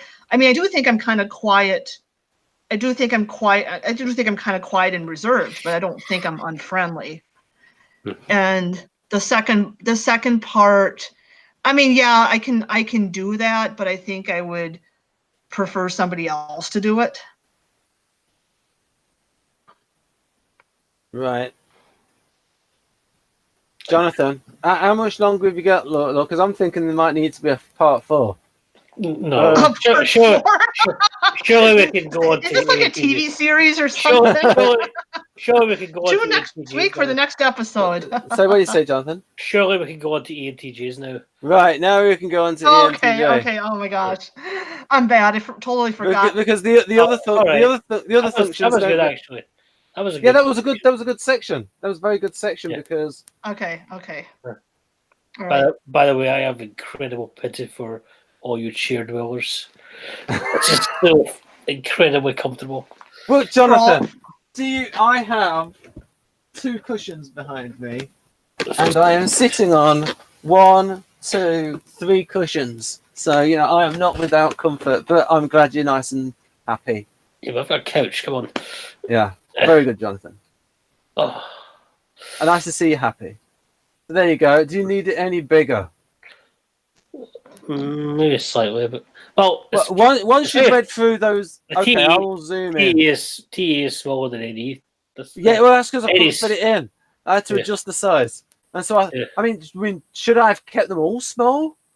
Or just adjusted to what I could have fitted in? So I decided to make them as big as possible rather than keep them all the same size. An enterprising person moves quickly from words to action. What's the Keirsey thing? The Keirsey thing is... In Keirsey's personality, I'll just move it up a bit. personality book, it's a strategic initiator to know in charge. Okay, so that's all consistent. Yeah, like I said, they want an achievable result. It's like that's why they act quickly, right? It's like they're not going for the perfect result or the desired result. So you can see that there's more planning out with ISTP, ISTJ, and ITS. I can see why you had so much text, Ben, because it's like you know, a lot of this is just, you know, this is what ENTJ is, and by the way, here's what ENFJ is. You know, ESTJ. ESTJ. We need the context. Context. Right, and then we go. Then I'll go back down when you get back to the two purple asterisks. Motivated to invest in the developed field and achieve more impressive outcome, and if a business context, a more profitable outcome. Yeah. So yeah, this is all very 3-ish. Yeah, that's the thing. And I Especially also felt that when I read the Keirsey ENTJ profile. Yeah. Very 8-ish and 3-ish. Sections are always well calculated. Right, and then for calculation, just that bit. Can't stay idle, the body keeps moving even when sitting down. That's mobile, even nomadic, with tendency for swift transition to upon achieving his main goal, tends to wrap up his project or hand it over to someone else and call it a fresh, more intriguing endeavour. That sounds a bit more 7-ish almost. Yeah, and that's also, this is where it slightly differs from the Keirsey one is more likely to be the CEO, whereas Victor considers of the ENTJ as more of the entrepreneur. Yeah. Because he's got TE with NE. And in this section, this sounds particularly, and I think you read that bit to yourself there in number 2 about the strategic intellect. Yeah, it's basically order and organization. And then this stuff here. I've been reading some stuff by a self-professed psychopath, someone who identifies as a psychopath, and they're like a high achiever and stuff. And I kind of wonder how they relate to this, because I want to kind of slap them and say, you're not a psychopath, you're an ENTJ. Because I think some of the stuff they're saying is similar to this. Right. Now, this is where it sounds a little bit ENTP-ish. Trust has got a feeling that it doesn't mind around enjoys taking risks. That's definitely it. Because of unique, unexpected proposals, its solutions be paradoxical and not always well reasoned. It presents in a way that often sounds chaotic or bumbling and could be mistaken for NeTx. That reminds me of the actor. I just added that for a joke. No, I've seen. Although I do think it's true as well. Yeah, I've seen the actor James Spader. He often, I can never type him as ENTJ or ENTP. He seems like both at times. Yeah. But yeah, there's that. There's a thing. Interested in unusual ideas and unconventional approaches, and tries to instantly put them into practical use, which leads to rapid innovation. Intuition with 7. Experiments in order to be the first to launch a new product or service. Yeah. Having observed effective methods in one field can easily scroll down. Adapt for another. Okay, I guess we don't have to see it. Well, I've moved it up, Jonathan. This just takes a while. No, Right, you want to see these little bits at the bottom then about this definition of NI. Well, not NI, NE. yeah.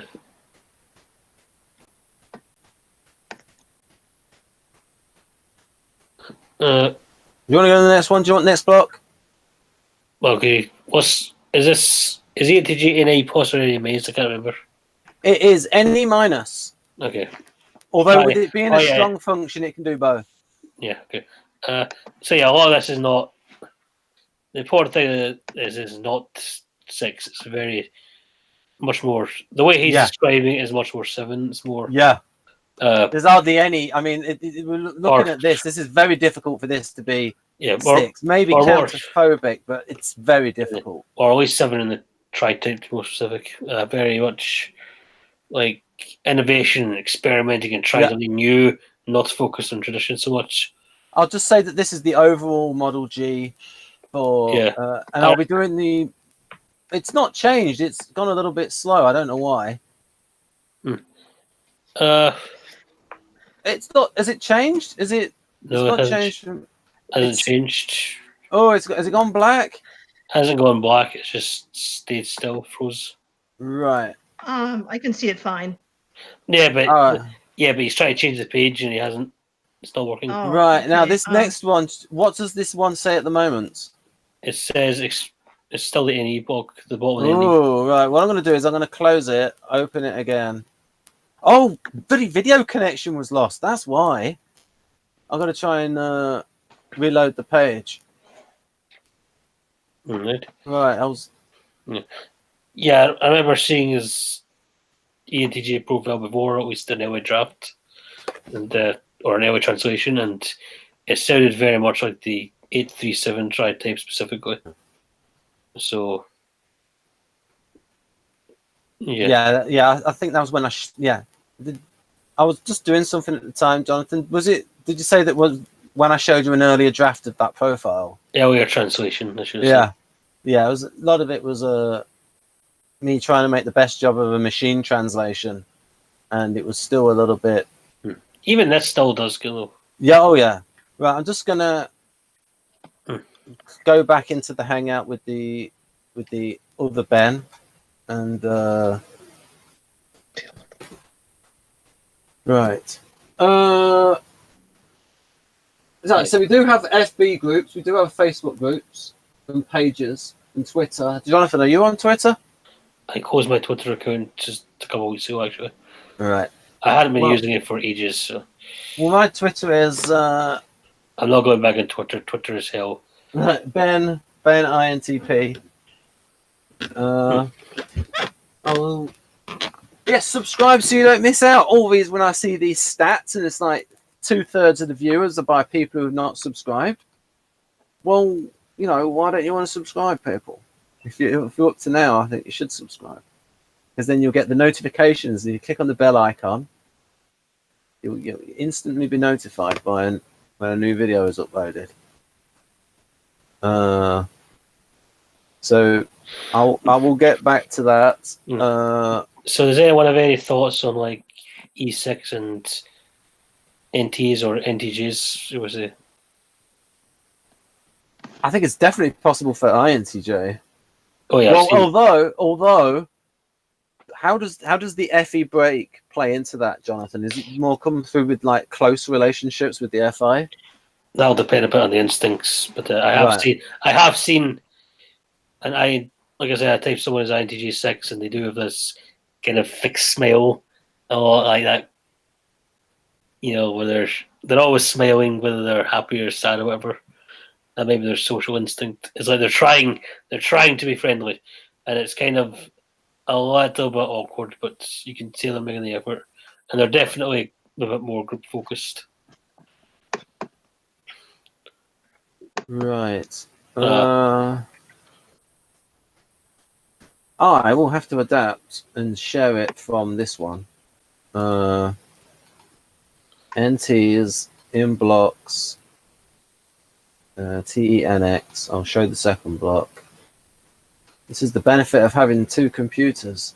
Right.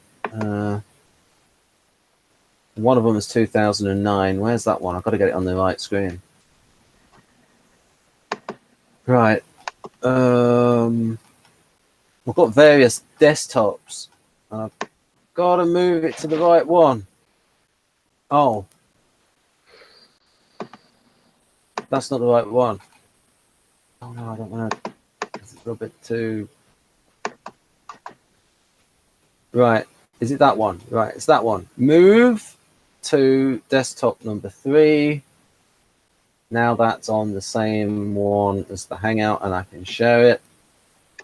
Because it's deprecated, I can't share from different laptops. Now, can you see that on screen? Yes. Right. And click on that. Cheerful and optimistic, a sense of humour is inexhaustible. Its jokes and emphases inappropriate at times. Trigger telling us all kinds of people involved in having a good time. Sometimes though, such members are hard feelings in the end. Plays the role of a nice guy, girl. Has a lot of friends, participates in lots of activities. In many cases, doesn't give a desired feeling of harmony and enthusiasm. Again, a lot of a more 7-ish fix than a 6-ish fish in here. And not... Yeah.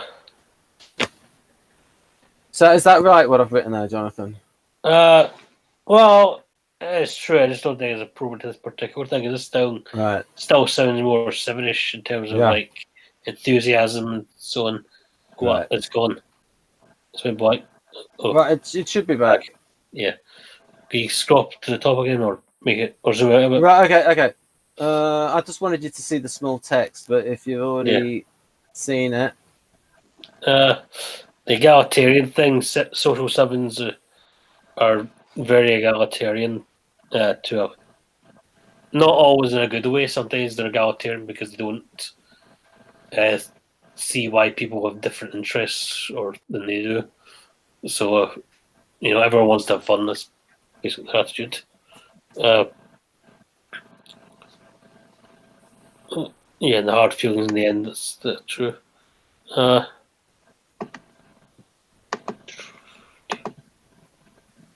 Inappropriate jokes. Yeah. See, I have issues with this description because it's describing a particular type of ENTJ, I think. Right. Do you think they are networkers? It can be, yeah. Right. But it's just some are more like that than others. Right. Should we move on to SE? Sure. Right. Did you read all this purple stuff here? Yes. Right. Can be audacious and scrappy, but not cruel. Nice aggravate to challenge to push for results. That's kind of it. In combat, better at attack than at defense. Okay. Do you think that's true, Ben, or anyone? The reason why he's got that in there, because sometimes with Victor you get the tail wagging the dog, in terms of the definition is about power sensing of. This is power sensing of subordination. So this is more about dishing it out rather than taking it. And the weaker the function is, the harder it is to use the other side of it. So now I do think that's in comparison to if you have a fight between an ENTJ and an ESTP. I think the ENTJ can appear harder than what it really is. Certainly not as hard as the ESTP. If you imagine a fight between the two of them, and it's also part of the image of the ENTJ, the masculinity, and even female ENTJs appearing masculine in that aspect. So would that mean power. Would that mean that ENFJs would be the opposite, like better in defense and attack? In theory, I would think with the ENFJs it would be the opposite because we mentioned something because it depends what the issue is, and if it's like a real ethical issue, it's like to do with NF stuff and ideals, then they will really stand up for it.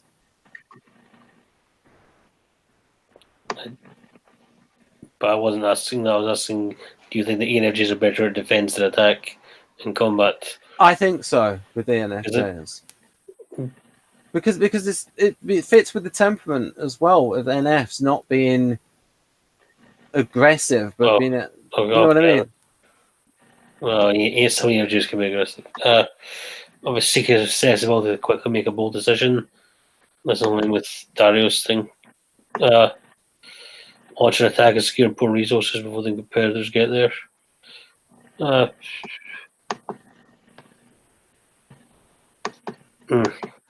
okay. I really want to see SI because that's the most anxious function, perhaps. Or at least in Goenko's terms, it would be. Right. I mean, the SI plus does. Right. What about what I've written in purple? Does it make sense?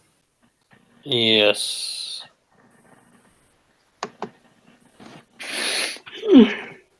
Right. Have you read all that? Yes. Right. See, I'm thinking of a character I would type as ENTJ 8 with a 6. And it's... Oh, well, FI could be good.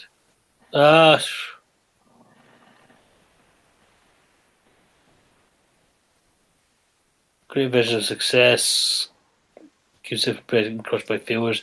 That's consistent with 8 and 3 and 7. They're all resisting failures. Also hard to succeed. Yeah. Supper's last.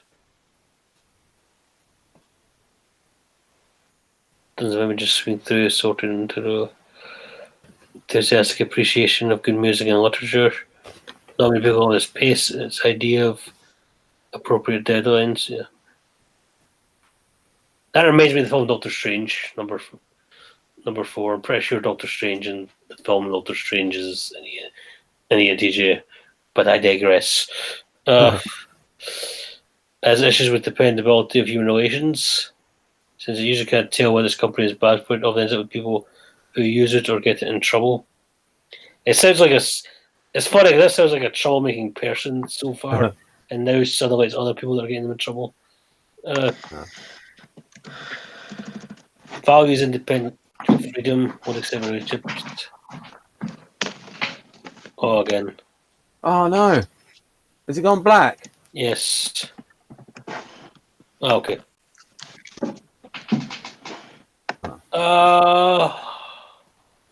And if you want SI stuff, there's a good comment there by Felonious Monk. And when you get to it, I'll make it bigger.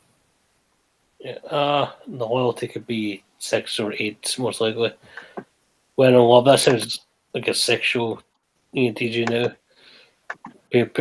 His favorite person, that's very 6. Over time, may adopt a doctrine with high standards of morality. Over time. So yeah, again, this does not. The key thing we're taking away is that this is not sound 6, so it's harder to imagine a type 6 ENTJ based on this description, at least. Yeah, and then I'll just zoom in. What do you think of this comment here by Felonious?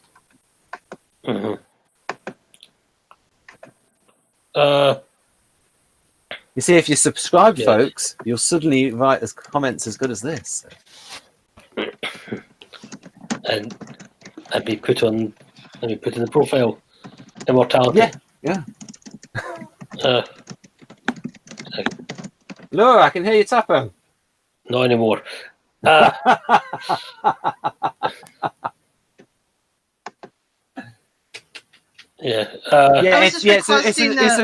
send it to you, Laura. It's a new one. It's the debut is today. Oh, did you send it? I think you sent it to me. I think I've got it. I'm not sure. ESTJs are more likely workaholics at their sense of duty, but they're a very even-based structure that avoids burnout. I agree with that comment. Yes. Right. I'll go on to the next one. Get the real deal. Well, so far the only one I sent it to Dario. I think you shared it with me on Facebook because you like me so much. I think I put it on. Maybe I put it in a Facebook group. I can't remember sending it. Well, you definitely share it with me. I think. Oh yeah, it's on screen. Yeah, I've not sent you the actual graphic. Oh, okay. Yeah. And the thing I would have sent you before would have been a much earlier version. Okay. Right, maybe the chance, but with all this extra stuff added, no, not in this format. Okay. I only finished it yesterday. Or the day before. Maybe I got it from time travel. Or anyway, So you have read the profile before, yeah. But not, it wasn't in this format. Yeah, oh yes, I'll make it bigger. Bits Sorry. and pieces. Its appearance matters little for it, even if it does not affect the business. If it does not affect the business, it's common for very successful middle-aged ones to wear bad casual clothing, shoes with big holes, jackets with broken zippers, etc. That is not 3 at all. That's a very unusual. Is that true? I don't know any ENTJs, but is that been true in anyone's That experience? sounds more like maybe ENTP. Yeah. Not to badmouth ENTPs, but or INTP. I mean, Stays like organized. absent-minded professor types.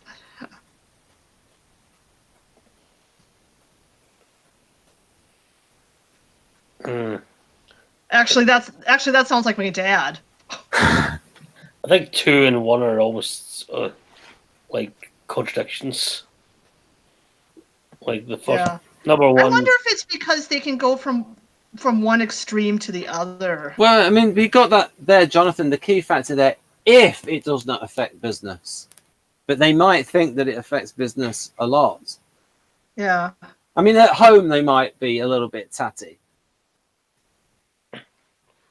Because what I've observed with... Oh, you can... No, you go ahead. Oh, well, what I've observed with SI polar types is that, well, some of them will be very, like, fastidious about stuff, like to an excessive degree, and then others are just, like, completely careless, out of touch. So it's kind of like they don't seem to know where that moderation point is. Well, it's like they're moderate in some ways and excessive in others. Yeah. All or nothing is a feature of the break function. Yeah. So I think that's why you have 0.1 and then you have 0.2, and they look like they contradict each other. But I think sometimes they can both coexist in the same person. They're very obsessive compulsive about some things and completely careless about other things. Yeah. So again, this is weak self-present instinct. That makes sense with the amount of risks that ENTJ takes. Not as much as ESTP, because they do calculate, but certainly in business, they'll put money on the line. Yeah. Because I think their point of view is that, well, they can always move on to another project. They're not spending ages on a project. Yeah. Whereas INTJ spends longer on a project, and they're more focused on how can this go wrong, the contingency planning. Yeah. It matches up with positivist and negativist between those two. Do you need to see any more, Jonathan? I mean, have you... I've seen enough. I've seen enough. I think there's little bits at the bottom which we've been on before, and now here is the control position. Let's froze. I have just shared it on the wrong. I have just moved it across on the incorrect screen. All right. TI. Wants to get the existence strict. Observant of other people's logic and rules they play for. Because a lot of its strategies and models make easily drop them as it goes. Expects to be organised to follow rules, but makes an exception for itself. Others to be organised. Number 4 is probably the closest to 6 I've seen. Expecting others to be organised, but makes exceptions. Its speculations are overload with theory and formal logic, or lacks them altogether. See, that part could be the ones who are low with theory might be more 5 fixed ENTJs, and the ones that lack them are 7 perhaps. Right. Unless he's meaning that it depends on the person rather than, like, depends on who they're talking to rather than depends on the ENTJ. I suppose the ENTJs with a 5 fix might be the ones that miscategorize themselves as INTJ. Or more likely to. Yeah, well, maybe more confused by others, perhaps. Being an hour with logic may be a phase to go through, followed by disappointment. Learning new languages is usually a struggle rather than a fun adventure. I get the feeling that's something to do with someone he knows. Like, I don't. Yeah, I mean, that's a very specific thing. Learning new languages. Yeah, that was Maria that added all the stuff in. Oh, italics. Maria. Oh, Maria. Yeah. Yeah, I guess she's thinking of a certain person that she knows then, because that sounds weird. I think ENTJs would be good at learning languages. I would expect that. But Schreiber says will tweak it to suit his own goals. Yeah. His actions tend to bring chaos rather than stability to organization. This chaos will result to revitalize or revolutionize a stagnant bloated organization and so decline, like Apple. Yeah, Apple's gone. I mean, it's like the guy that's taken over. It seems very SJ-ish at the moment. Very keep doing the same thing. I mean, they had the Apple Watch, but how many did that sell? The Apple Watch? Not a lot.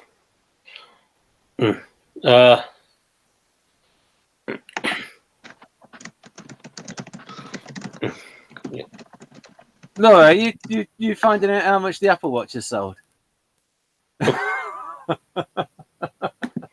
Sorry, I muted you on. Sorry. Yeah, you're attacking. Yeah, you have to. If you press Control D, your sound should come back on. Yeah.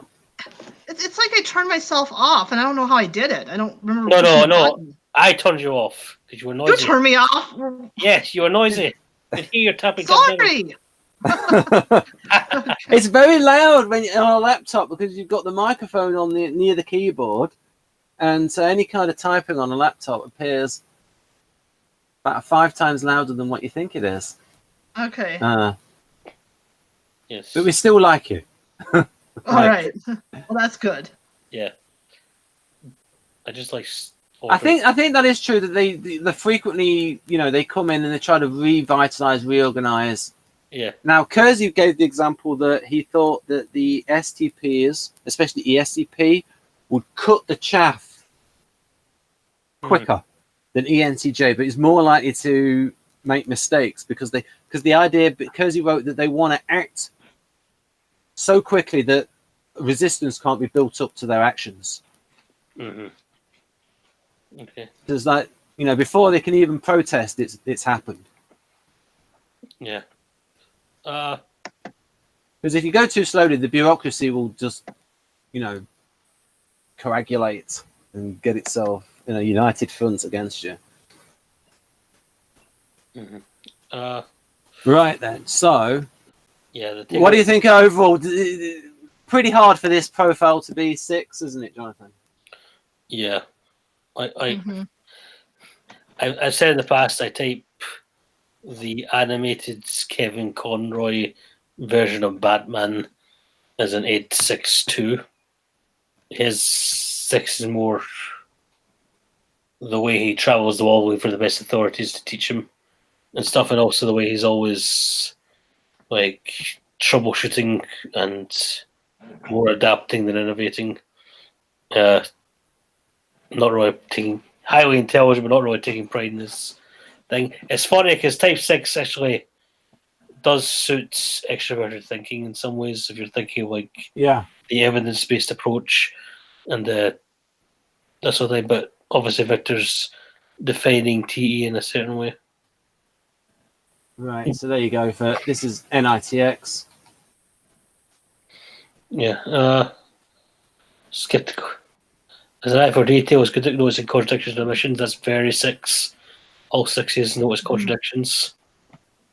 Skeptical of hasty initiatives, again 6. Very careful, is capable of waiting for the right moment to act. Yeah. Ironic. Yeah, I think they're aware of ironies. I mean, in Yeah. the non-humorous sense, the 6. Yeah. Yeah. Yeah, all that could be basically guys. Others. All of that could be a certain type of 6. Yes. The skepticism, the contradictions, noticing the waiting to act.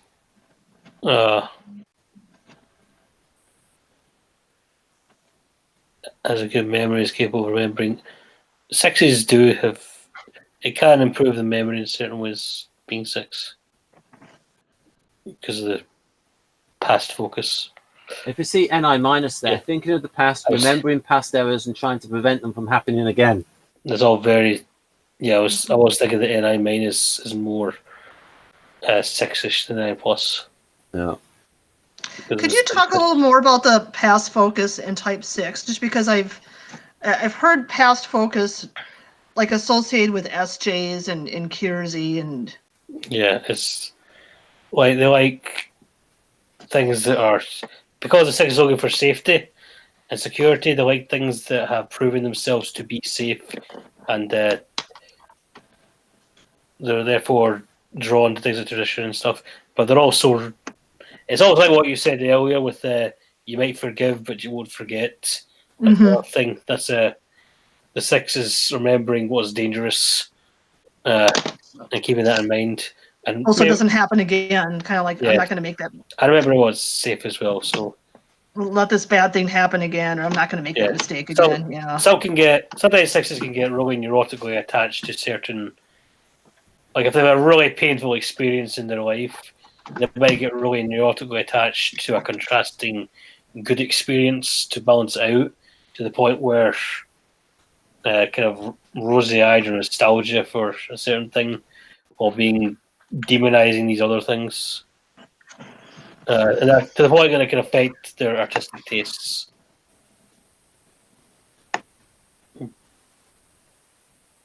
Right. So there you go. TI plus. Oh, it's pretty big anyway.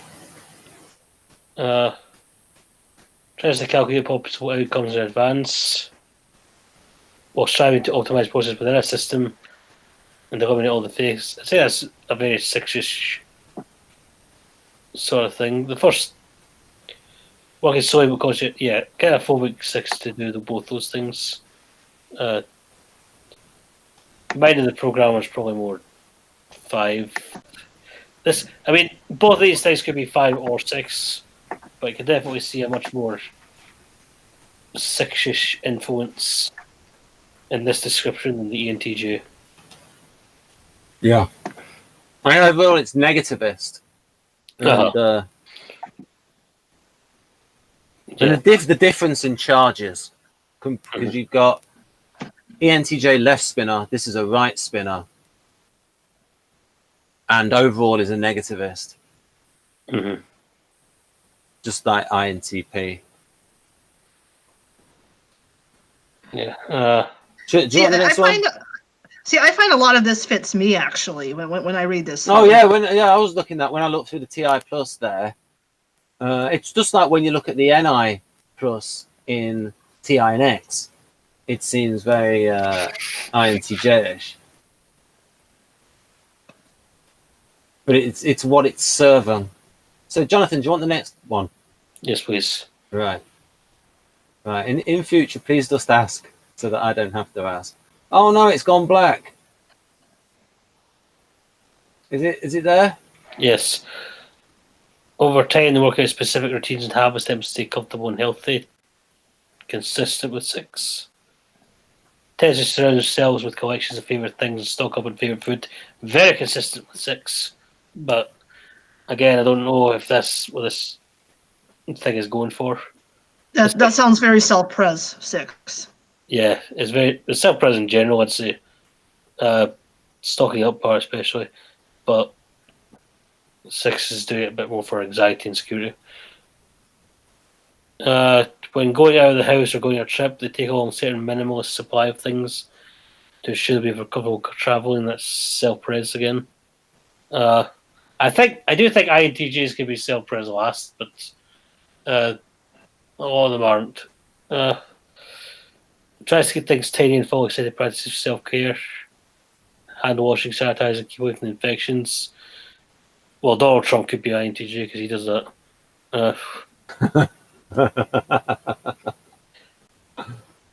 However, the may get untidy when stressed or being tidy takes too much effort. I've got appreciation for comfortable shoes. Very specific. I'd say that being untidy when stressed is more characteristic of 6. Being untidy takes too much effort is probably more a 5-ish thing. But yeah, SI minus is the minimizing discomfort. Yeah, I'd say that's more consistent with type 6 than SI plus. Yeah. Yeah, There you go, slight, folks. yeah, slight hypochondria tendencies. Yeah. So I'll go back to Love the security of a good relationship. Again, consistent with 6. Again, none of these are necessarily 6, just they're consistent with 6. right. Maybe easygoing and peaceful, but not pesters or subjected to lots of dramas. Yeah, with a lot of old friends, absolutely with 6. I spend time in close company of friends. Enjoy figuring out a lot of conversation, card game, or other stimulating activity. I'd say especially if they're 6. If they're a type 5, that may be not as much, but the 6 will definitely want to spend a lot more time in the company of friends if they feel safe around them. Or at least not necessarily friends, but definitely they're secure people. Reports the problem, usually do their best to help. Okay, the love of peace steers towards tolerance and away from drastic solutions. Suppose I can think of INTJs who are exceptions to that, but well, I suppose even the ones that aren't like that they're like it. There are some INTJs with more of an edge than others. Yeah. Yeah, this will try and make it sound a bit FI and X, a bit humanist with the FI plus there. Forgiving people, giving them the benefit of the doubt, grieving. I'm not sure how many INTJs are. I don't associate them with forgiveness or benefit of the doubt thing.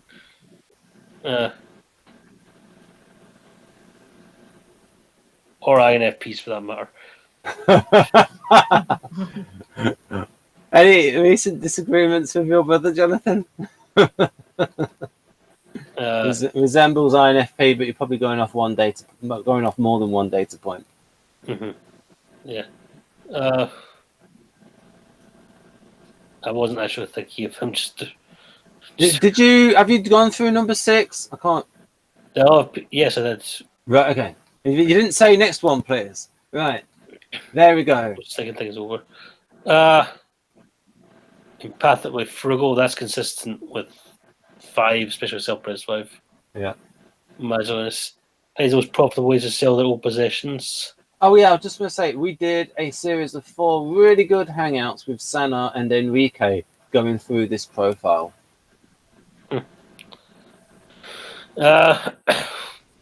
Profitable ways to sell their old possessions. It could be 5, could be 3. Likes offering advice as a way of putting the information they acquired over time to good use. I think we said that with Type 5 INTPs as well. With David Keirsey learning about physics, won't talk about it now. Sorry, what was that, Jonathan? Point 3, we Right. said earlier that's consistent with INTP and David Mark Keirsey learning about physics, was it? Yeah. Learning about it. Put information acquired over good use. No, I don't think he's offering advice. As a way of putting information acquired over time to good use. Well, I don't think it's really. The difference is that he's not really putting it to good use, in my opinion. He just wants to have that discussion. He will get the title. If he does it, he'll get the title of Ultimate INTP. Okay. It's a hotly contested subtopic. What if you put together gravity and quantum physics and solve that thing that people have been trying to solve for decades? Grand unified theory. Yeah.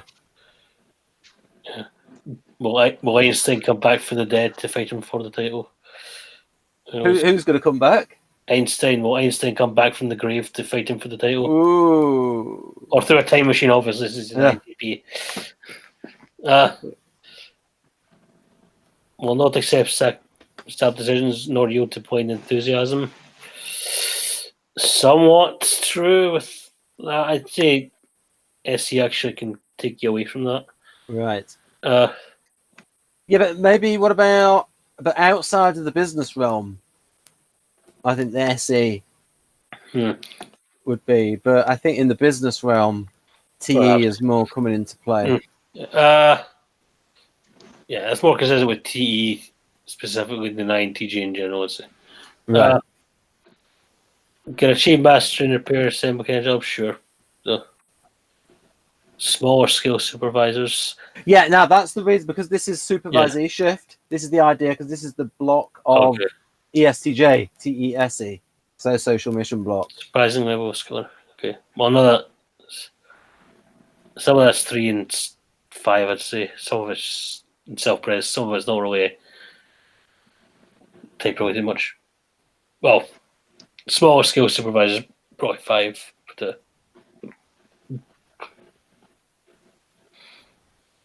there you go.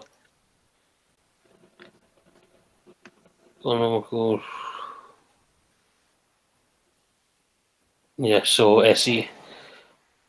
When meeting direct force, IOIs may yield at first. However, over time they acquire confidence, learn the game, can give us force so self when needed.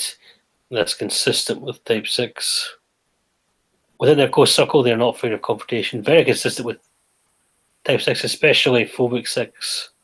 Phobic 6 is braver in their core circle than they are in, they'd say, worlds. Or, Phobic 6s can be confrontational on the outside, but they usually like to have some support or backup.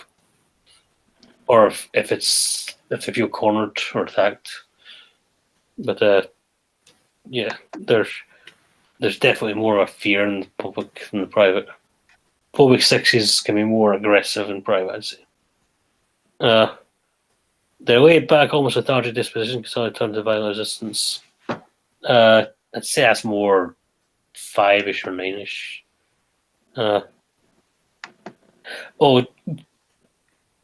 Off topic for a second. What do you know who Jordan Peterson is? Yeah, I think people say he resembles ENTP. I don't think he has enough original ideas. I think he's more INTJ. I think he's INTJ too. Everything he says, I've heard of before. Yeah.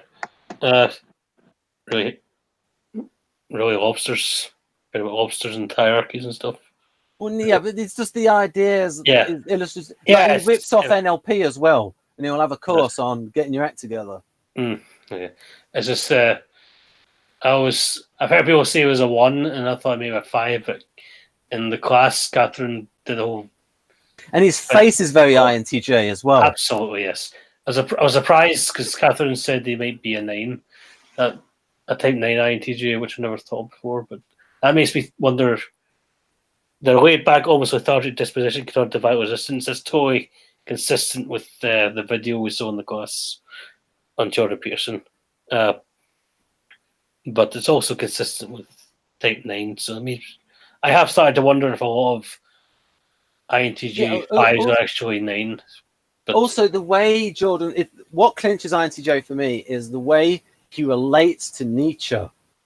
It's like he's a kindred person who talks about him being brilliant. And it's like the idea is, it's like an NTP in a similar position would have way more ideas and come up with ideas on the spot. It would just occur to them during the conversation.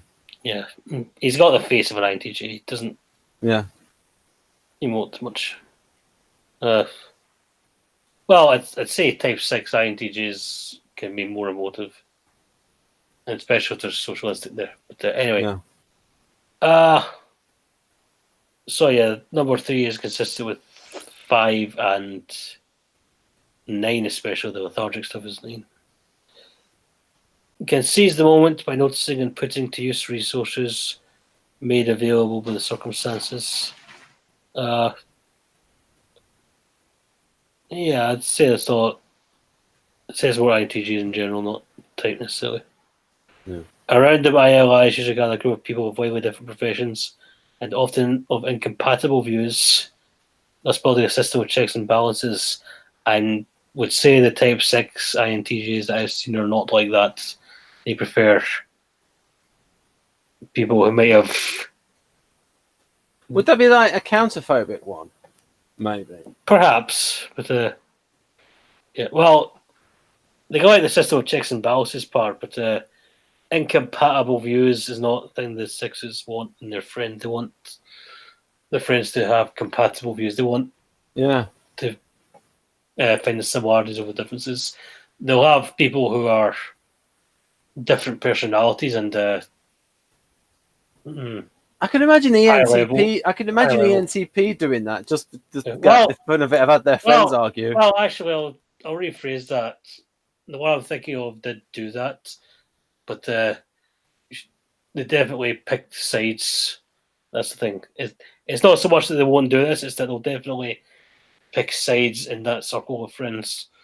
They'll definitely have views that they side with, and ones they don't side with, and that can cause problems down the line. Either they get annoyed with some of the people they brought into the circle, or people they brought in get annoyed with them for never agreeing with them.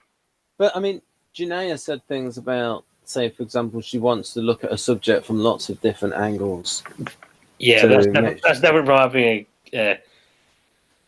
people in your circle, though. Right. Okay. Is she here? Or is Yes, she she not? is. Well, yeah, but is she literally here, or is she? Well, I don't know. Like, she Her, didn't her react. computer is here. Oh, Yeah, I'm here. I just have the camera off. Yeah, right. I was wondering how you related to type 5 there. Well, I mean- to number 5 there in the SE part. This is for INTJ, but I'm wondering what you thought of that. I can only see part of it.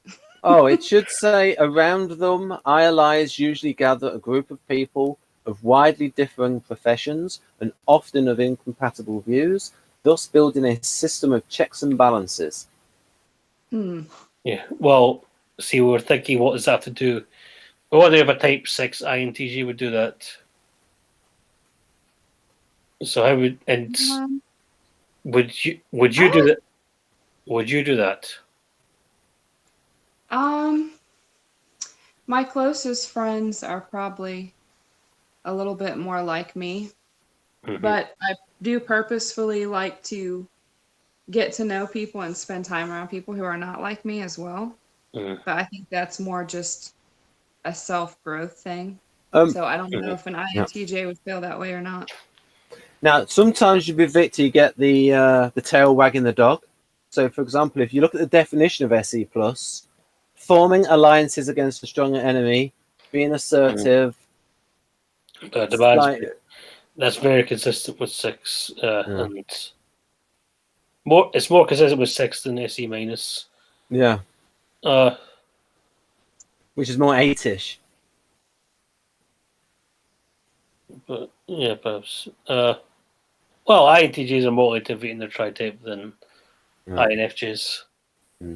So, we got soft spots in the pin. Yeah. I guess. Yeah. But non-compliance, home alliances against a stronger enemy. Being a separate ones, that's all very 6. Perhaps self-pres, perhaps.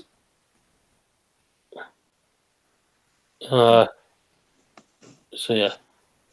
Right then. The next one is. Some of the stuff in FE minus might contradict some of the stuff that we've read in FI plus. But we could sort of rationalize that by, well, my experience is that the more you get to know an INTJ, when you get in their inner circle, you see that softer side to them. The INTJ 6 I'm thinking of has definitely been accused of that. Number one. Yeah. And 2. I'd say if they're 6 and they're immature, all of this will come out. Yeah. Facial expression or intonation be somewhat inadequate. That's more 5 actually. So what's more but yeah, that's the more 5-ish INTJ. That's the intuitive subtype of INTJ. The logical subtype is more expressive.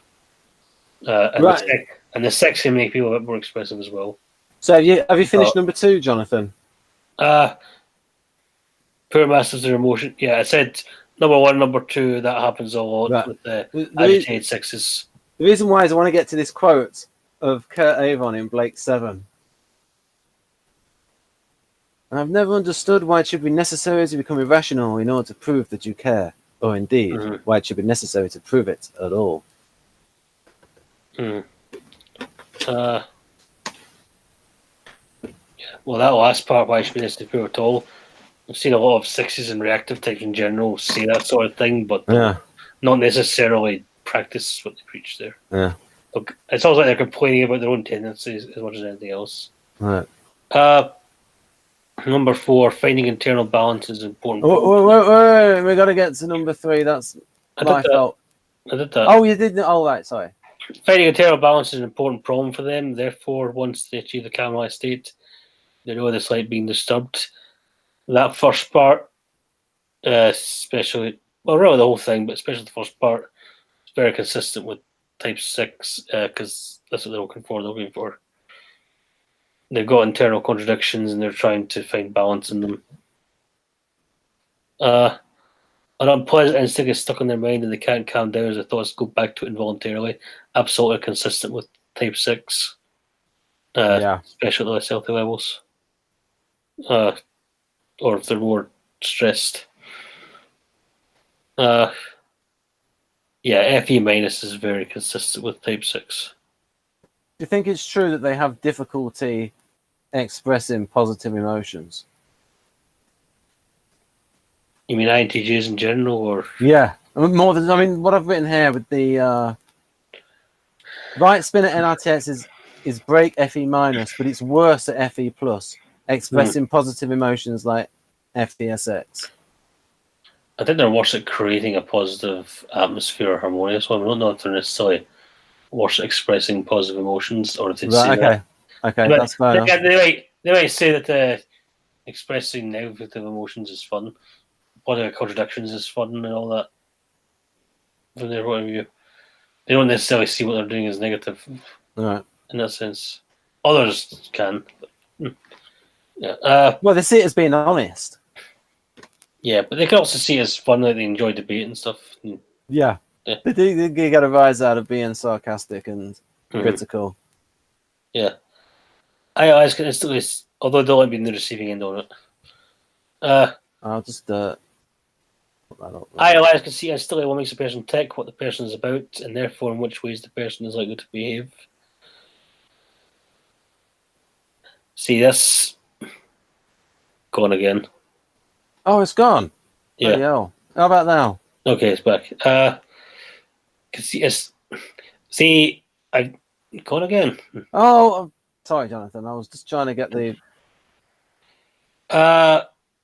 Do you think that's true? Number 1. No. I think that's functional determinism. I think they can do that. I've definitely seen ideas. I definitely think they can learn to figure out what a person is like if they develop their FE. I think maybe certain aspects of them, like maybe on a capability level, but not on a psychological level. Yeah. I think on an intellectual level, maybe. Yeah, I will say that sometimes I think I hear INTJs of different Enneagram types talk about the motives people have, not just 6s, but any 5s as well. Like they'll talk about the motives, and sometimes I think you're absolutely right, you're absolutely bang on point, you really understand, and other times it's like you are so bloody paranoid. What are you talking about? You are crazy.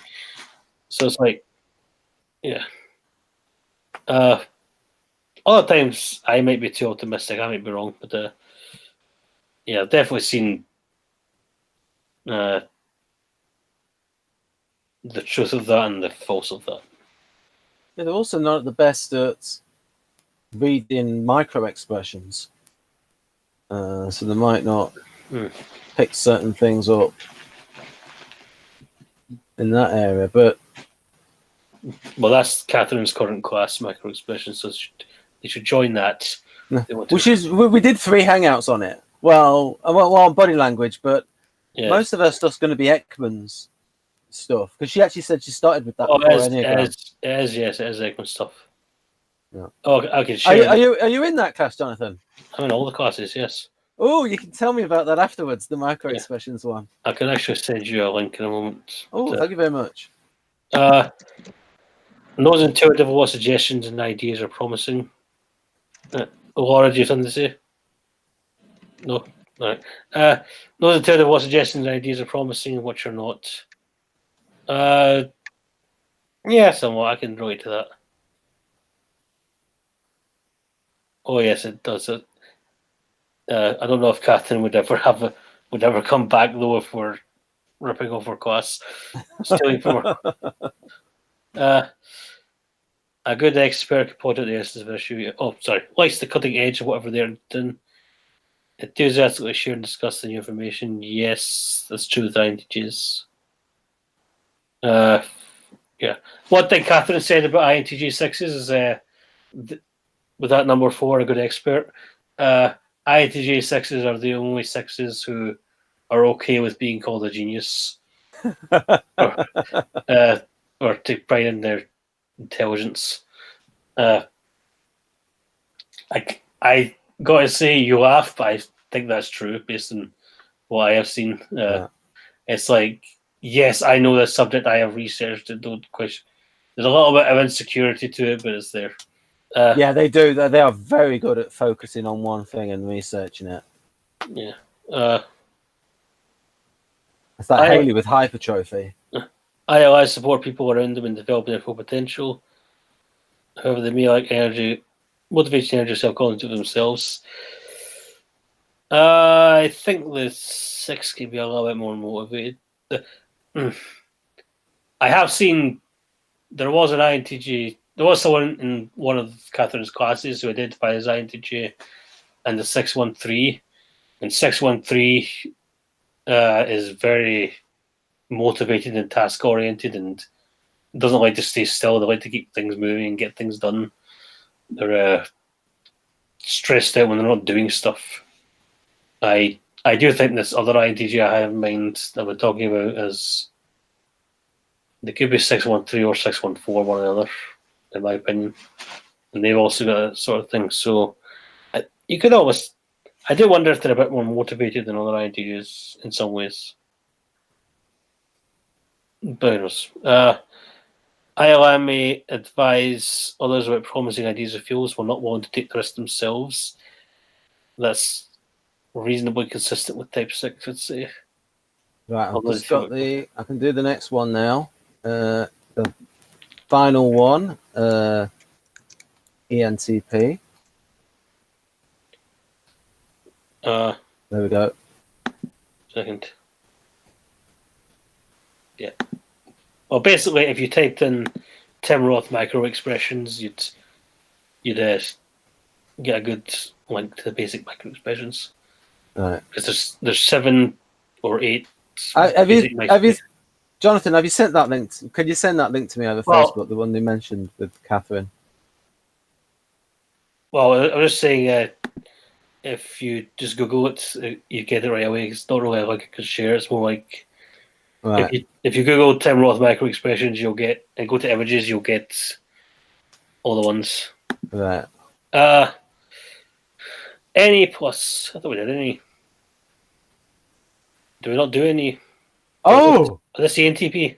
Yes, ENTP, yeah. Yeah. All right. Well, this is getting a bit late, and I know we haven't. I think we touched on ENTP about the Jerry Seinfeld stuff.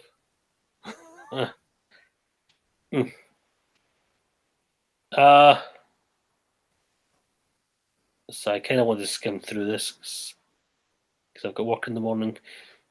I think you could get it done in 20 minutes. Strength lies in discovering ideas beyond projects. 7. The seeker is capable of thinking far ahead and strives to maintain a broad perspective, unconstrained by taboos or preconceived ideas. 7. Quickly adapts to unusual situations of taking a unique or non-standard approach. 7. Extremely curious. 7.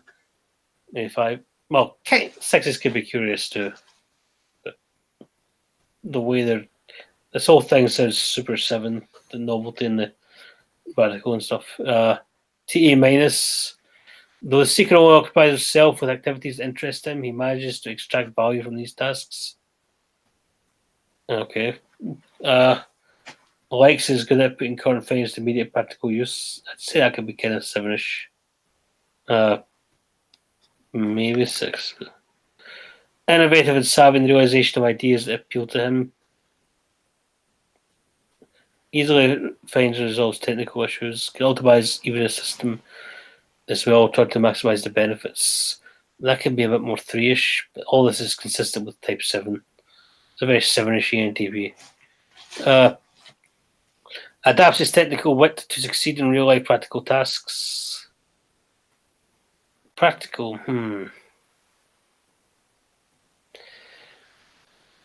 7s can be practical, but not exclusive to 7s.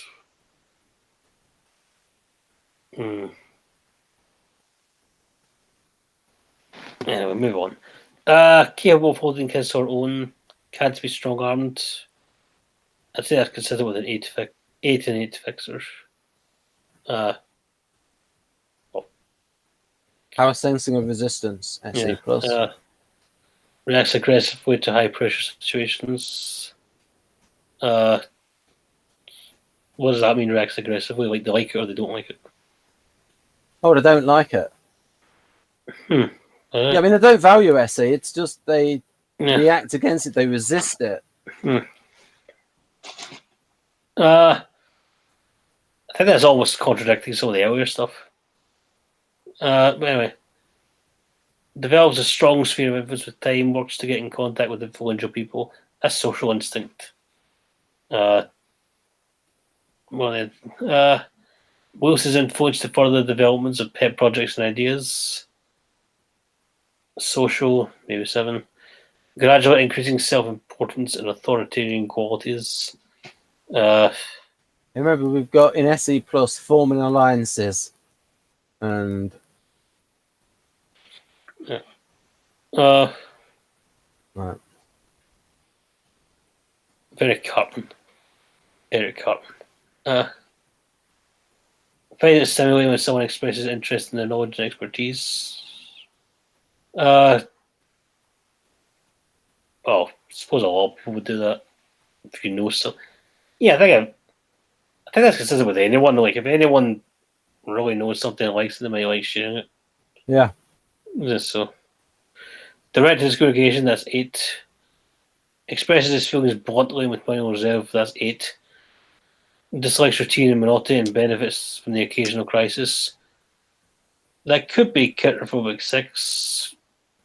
Well, A lot of that with number 3 is unintentional. They don't really know they're being blunt. Well, that's consistent with 8 as well. 8 don't necessarily realise that. Either 8 or is 8 fixed. Number 4 is consistent with 8, 7, and characterphobic 6. Mostly. 5 functions most productively when emotionally agitated. That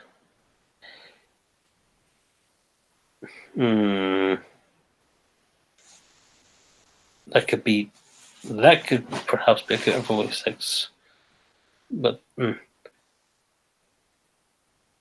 you kind of expect.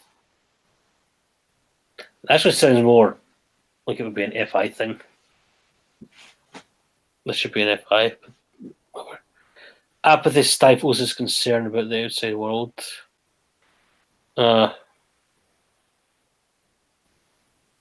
What does that mean? Apathy stifles his concern about the outside world. Well, I think, well, if you're apathetic, you already don't care much about the outside world. Exactly. It's like You pretty much just need to say Yeah, apathetic, yeah. especially read the outside world. I know it's a bit weird phrasing. Yeah. Arguments, debates, and statements on mind energize him. Consistent with counterphobic 6, consistent a bit with 8 fix. Can be consistent with 5 as well. Right, I think you've just done 7, haven't you? Right, 0.7. I Yeah. think you've done that next one. Halfway through now. TI plus frequently contemplates by himself, looking for patterns and connections. Consistent with 5 actually, but consistent with abstraction. Extremely eloquent and creative in conveying his point of view. That's consistent with 7 for other types as well.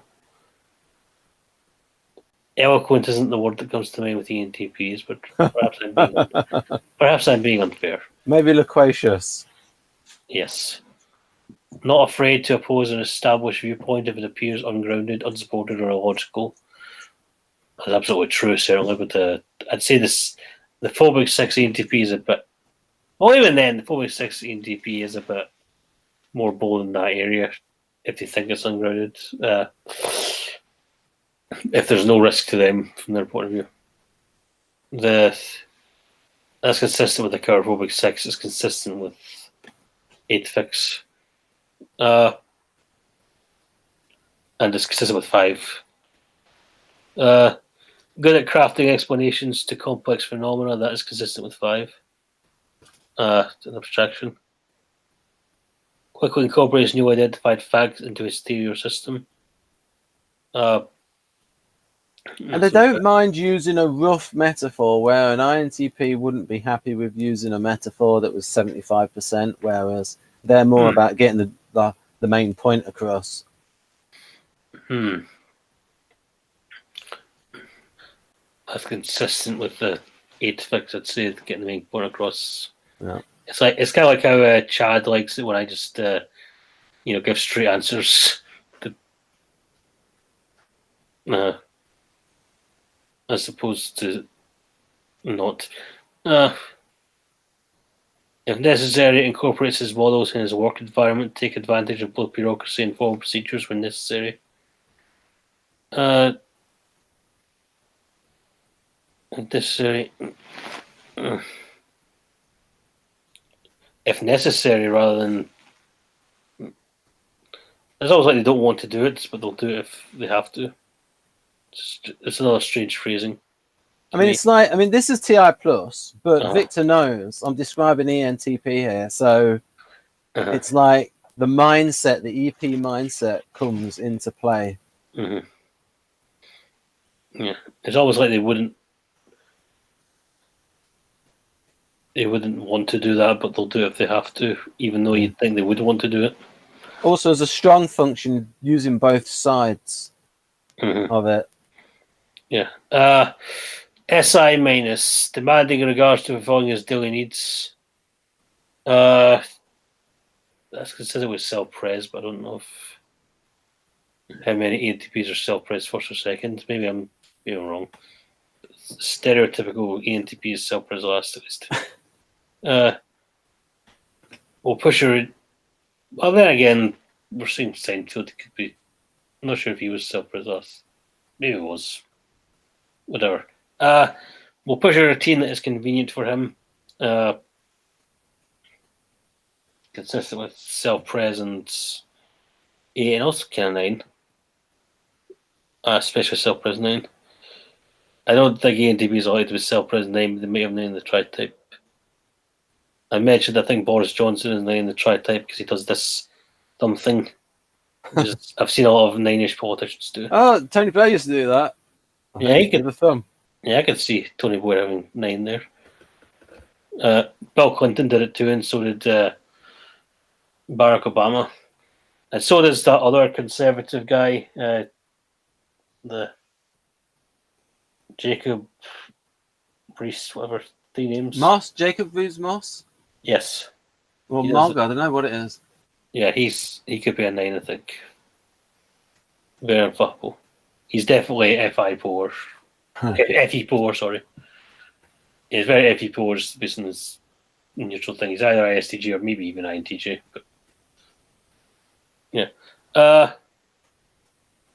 What's established as ideal environment for his daily goals? What's to establish the ideal environment for his goals? Who doesn't? Yeah. Has good appetite, self-pres, perhaps. Quickly picks the most delicious and comfortable option out of what is available to him. We say that about number 3. There might be some people whose main thing is that they don't want stuff to be boring and they want a bit of a challenge. Yeah. So I was thinking maybe the thing is that other people don't work for it. Right. They want it, but they don't work for it. Yeah. 4 and 5 sound consistent with self-pres 7. 6 develops his work environment in such a way that all his tools are readily accessible. Organized chaos. I do that. But there you go. Or at least I like to think I do that. Prefers clothing that is easy to maintain, often expensive style and overall appearance. I should have bought the Colin Baker sick doctor costume. But I won't show that at the moment. That made me think of Boris Johnson again. Yeah, and his hair. And he looks so much like his dad. And that's why I had a slide, a couple of ENTP resemblers. Finds it hard to guess who to be wary of and who deserves to be trusted.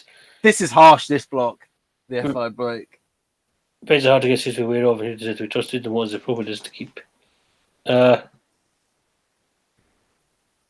That's consistent with 6 in the sense that 6s are wary and can't necessarily make up their mind. It's not consistent in the sense of, I think what it means here is that they're very naive, but I don't think it's what 6s. 6s can do that, but not in that way that it means. And Jack Aaron has said pretty much the same thing there about number 2. Tries to be with, that's consistent with. So it can be consistent with 6, but 6 is like there's a bit more suspicious. There's a bit more suspicious quality to it. Also, 6s will try to be equally friendly with everyone, but they will have a suspiciousness if they can't be friendly. Right. The informal side of people's interactions is hard for him to grasp. Really? Is that true? I mean, they're very... I should bloody well think so. Oh, ENTPs are pretty informal themselves. I suppose I can kind of see it, but Whereas all the FI stuff, what's appropriate. Yeah. Well. Yeah. Well, I suppose the nuances. I mean, they do interact informally, but it's like the nuances, the appropriate things. What is doing what? Yeah, I would have phrased. I think I just would have phrased it differently. Yeah, okay, it makes sense. Yeah, I think you would phrase it differently. Tends to be straightforward to the point of becoming inconsiderate. Obviously, they are. That's consistent with 8 fix. One of the most. I don't think Boris Johnson is straightforward, but it's accused of being inconsiderate.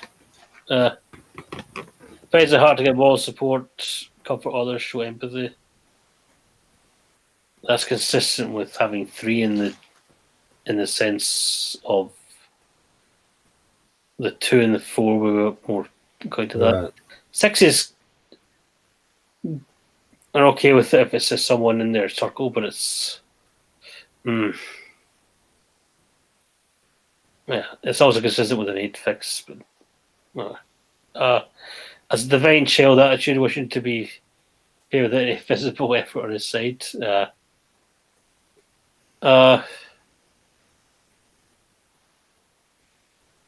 That's consistent with certain types. Oh. Right. I could definitely see what they mean by ENTPs anyway. Disregards the established values and traditions of the group. May feel hot when that is brought to his attention, but remorse is unlikely to eat him. He's too easily distracted. Too easily distracted from feeling guilty. Consistent with 6. Consistent with 7. Consistent with 8. Kind of consistent with claustrophobic 6. Yeah, I can definitely see how a type 6 ENTP, their ENTP is still, by order. A type 6 ENTP still does that, I think. It's still kind of, but they're. It's almost like what you were saying with Jerry Seinfeld earlier, that his character often talked about it and what was appropriate. It's like he wanted to understand this stuff, but he struggled. You just didn't know. It's like it was a complete blind spot as to what a lot of it was about dating rituals, and stuff like that, and what the right thing to do. And it's like so many of the stories revolved around that. Yeah, it bothered him, but it bothered him intellectually more than emotionally. Yeah, he was like didn't have. Now part of that was the limitations of Jerry as an actor, but hardly had any emotions. Shots fired. Shots fired. Yeah, shots fired. Limitations as an actor. Who's an actor? You said Jerry's limitations as an actor. Oh yeah, I mean they put that in the. They put that in the. They put it in the show where they did the thing with the MV sitcom, and it said Jerry Seinfeld can't act. He knows he can't act. He's a comedian. A bit like Ray Romano. Yeah. Ray Romano's a little better, but Jerry Seinfeld knows he can't act. Yeah. Though trying to foresee future events and plan accordingly, can't avoid frantic last-minute work or letting partners down by being late for scheduled activities.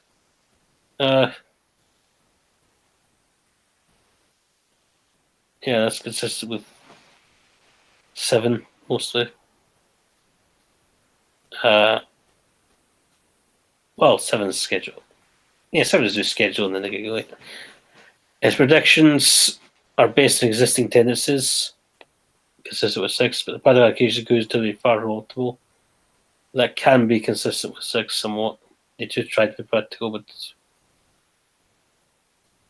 yeah. When distracted by changing circumstances, may be late for meetings, etc. Consistent with self-praise last, perhaps. Or maybe self-praise first if it's neurotic. I'm just using my own NE now. Being focused on his train of thought makes him absent-minded, will often misplace small objects, and 5 have to go back in time to recall when he placed them. Typo. That was like a typo. He went from 4 to 5, but they're the same thing. Yeah, it's no, it goes to do different points though, because it's like being focused on his train of thought makes him absent-minded, and then we've got it's a sort of a subset. We'll often misplace small objects and have to go back in time to recall where we place them. Yeah, I mean, I might organize it differently next time, but I sort of wanted to show the sort of like the You wanted to be clever. You wanted to be different. Okay. Being focused on Tommy's as a minded Walter misplaced. Yeah. Well, everyone has to go back in time to recall where they placed an object. When someone asked them, when did you have it last? Absent-minded is consistent with 9 and 5-ish 9s. Or 5s. More 9s with 5 than 5s with 9. Consistent with anyone with 9 in their tri-type, actually. But the 9 is more absent-minded. Alright.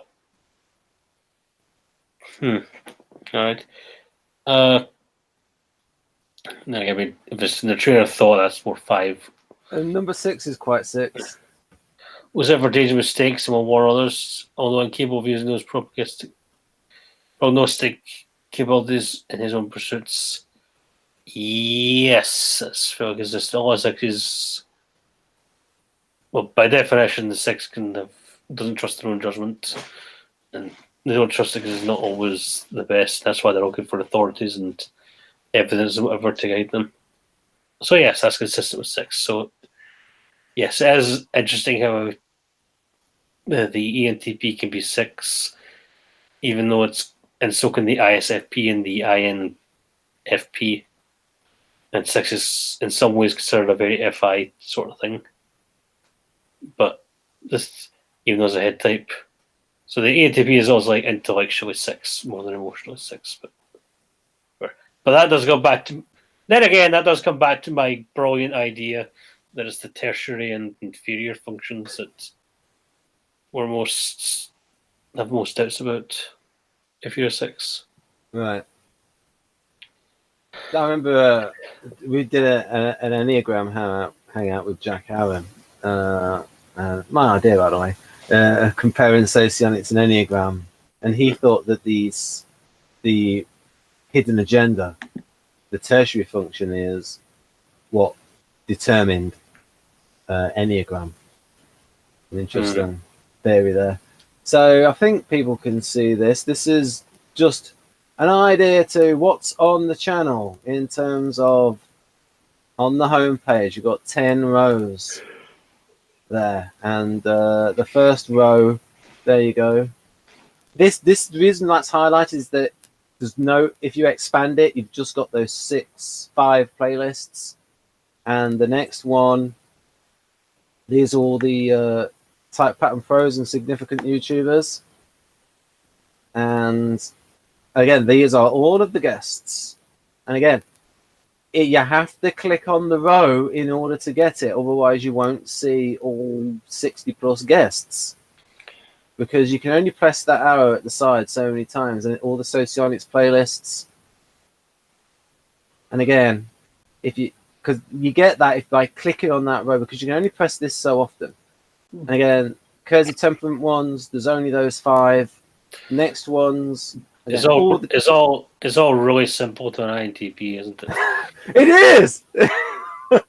Well, I mean, what is confusing about it, Jonathan? I mean, there's so much of it. It's so detailed. And there's 100 videos of you in. So how many videos in total do you have? Well, about 200 of them are reviews. I'll get onto that in a moment. So if you see the reviews here, you're probably talking about 400 or 500 videos in total. Yeah, I've got about 800, over 800 videos, but you can see here that's 200 on reviews there. Yeah, and then you're probably getting up towards about 250 there. Yeah, on reviews, and you're in 100 of them. So if we go back to the guests, I'm only in 1/8 of your videos. Right, so Mr. Campbell here, 110, and I took that. I did this graphic recently.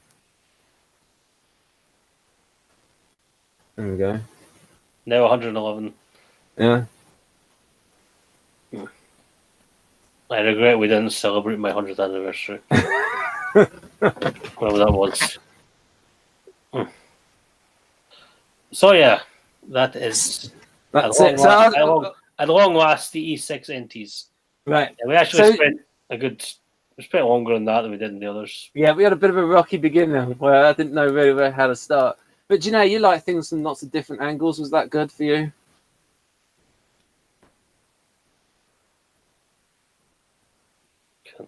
Sorry, I couldn't turn on my microphone.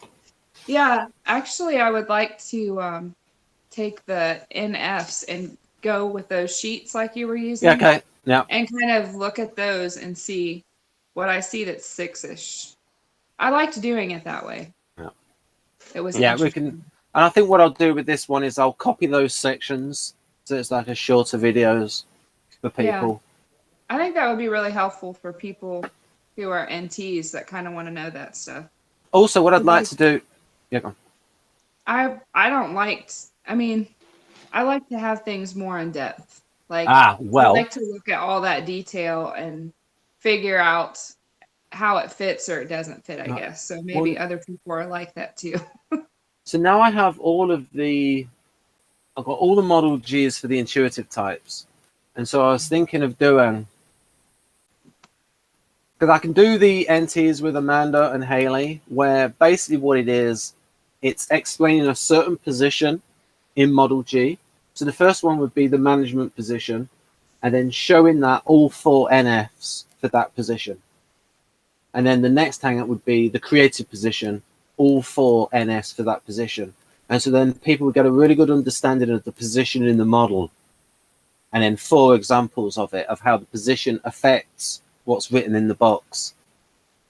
That would probably help people who are trying to learn, because Socionics is the one I have learned the least about, because I can find the least information about it online. Yeah. There's just not, and it's all different depending on what models you use, so I'm still trying to learn it. Yeah. So yeah, we could do that.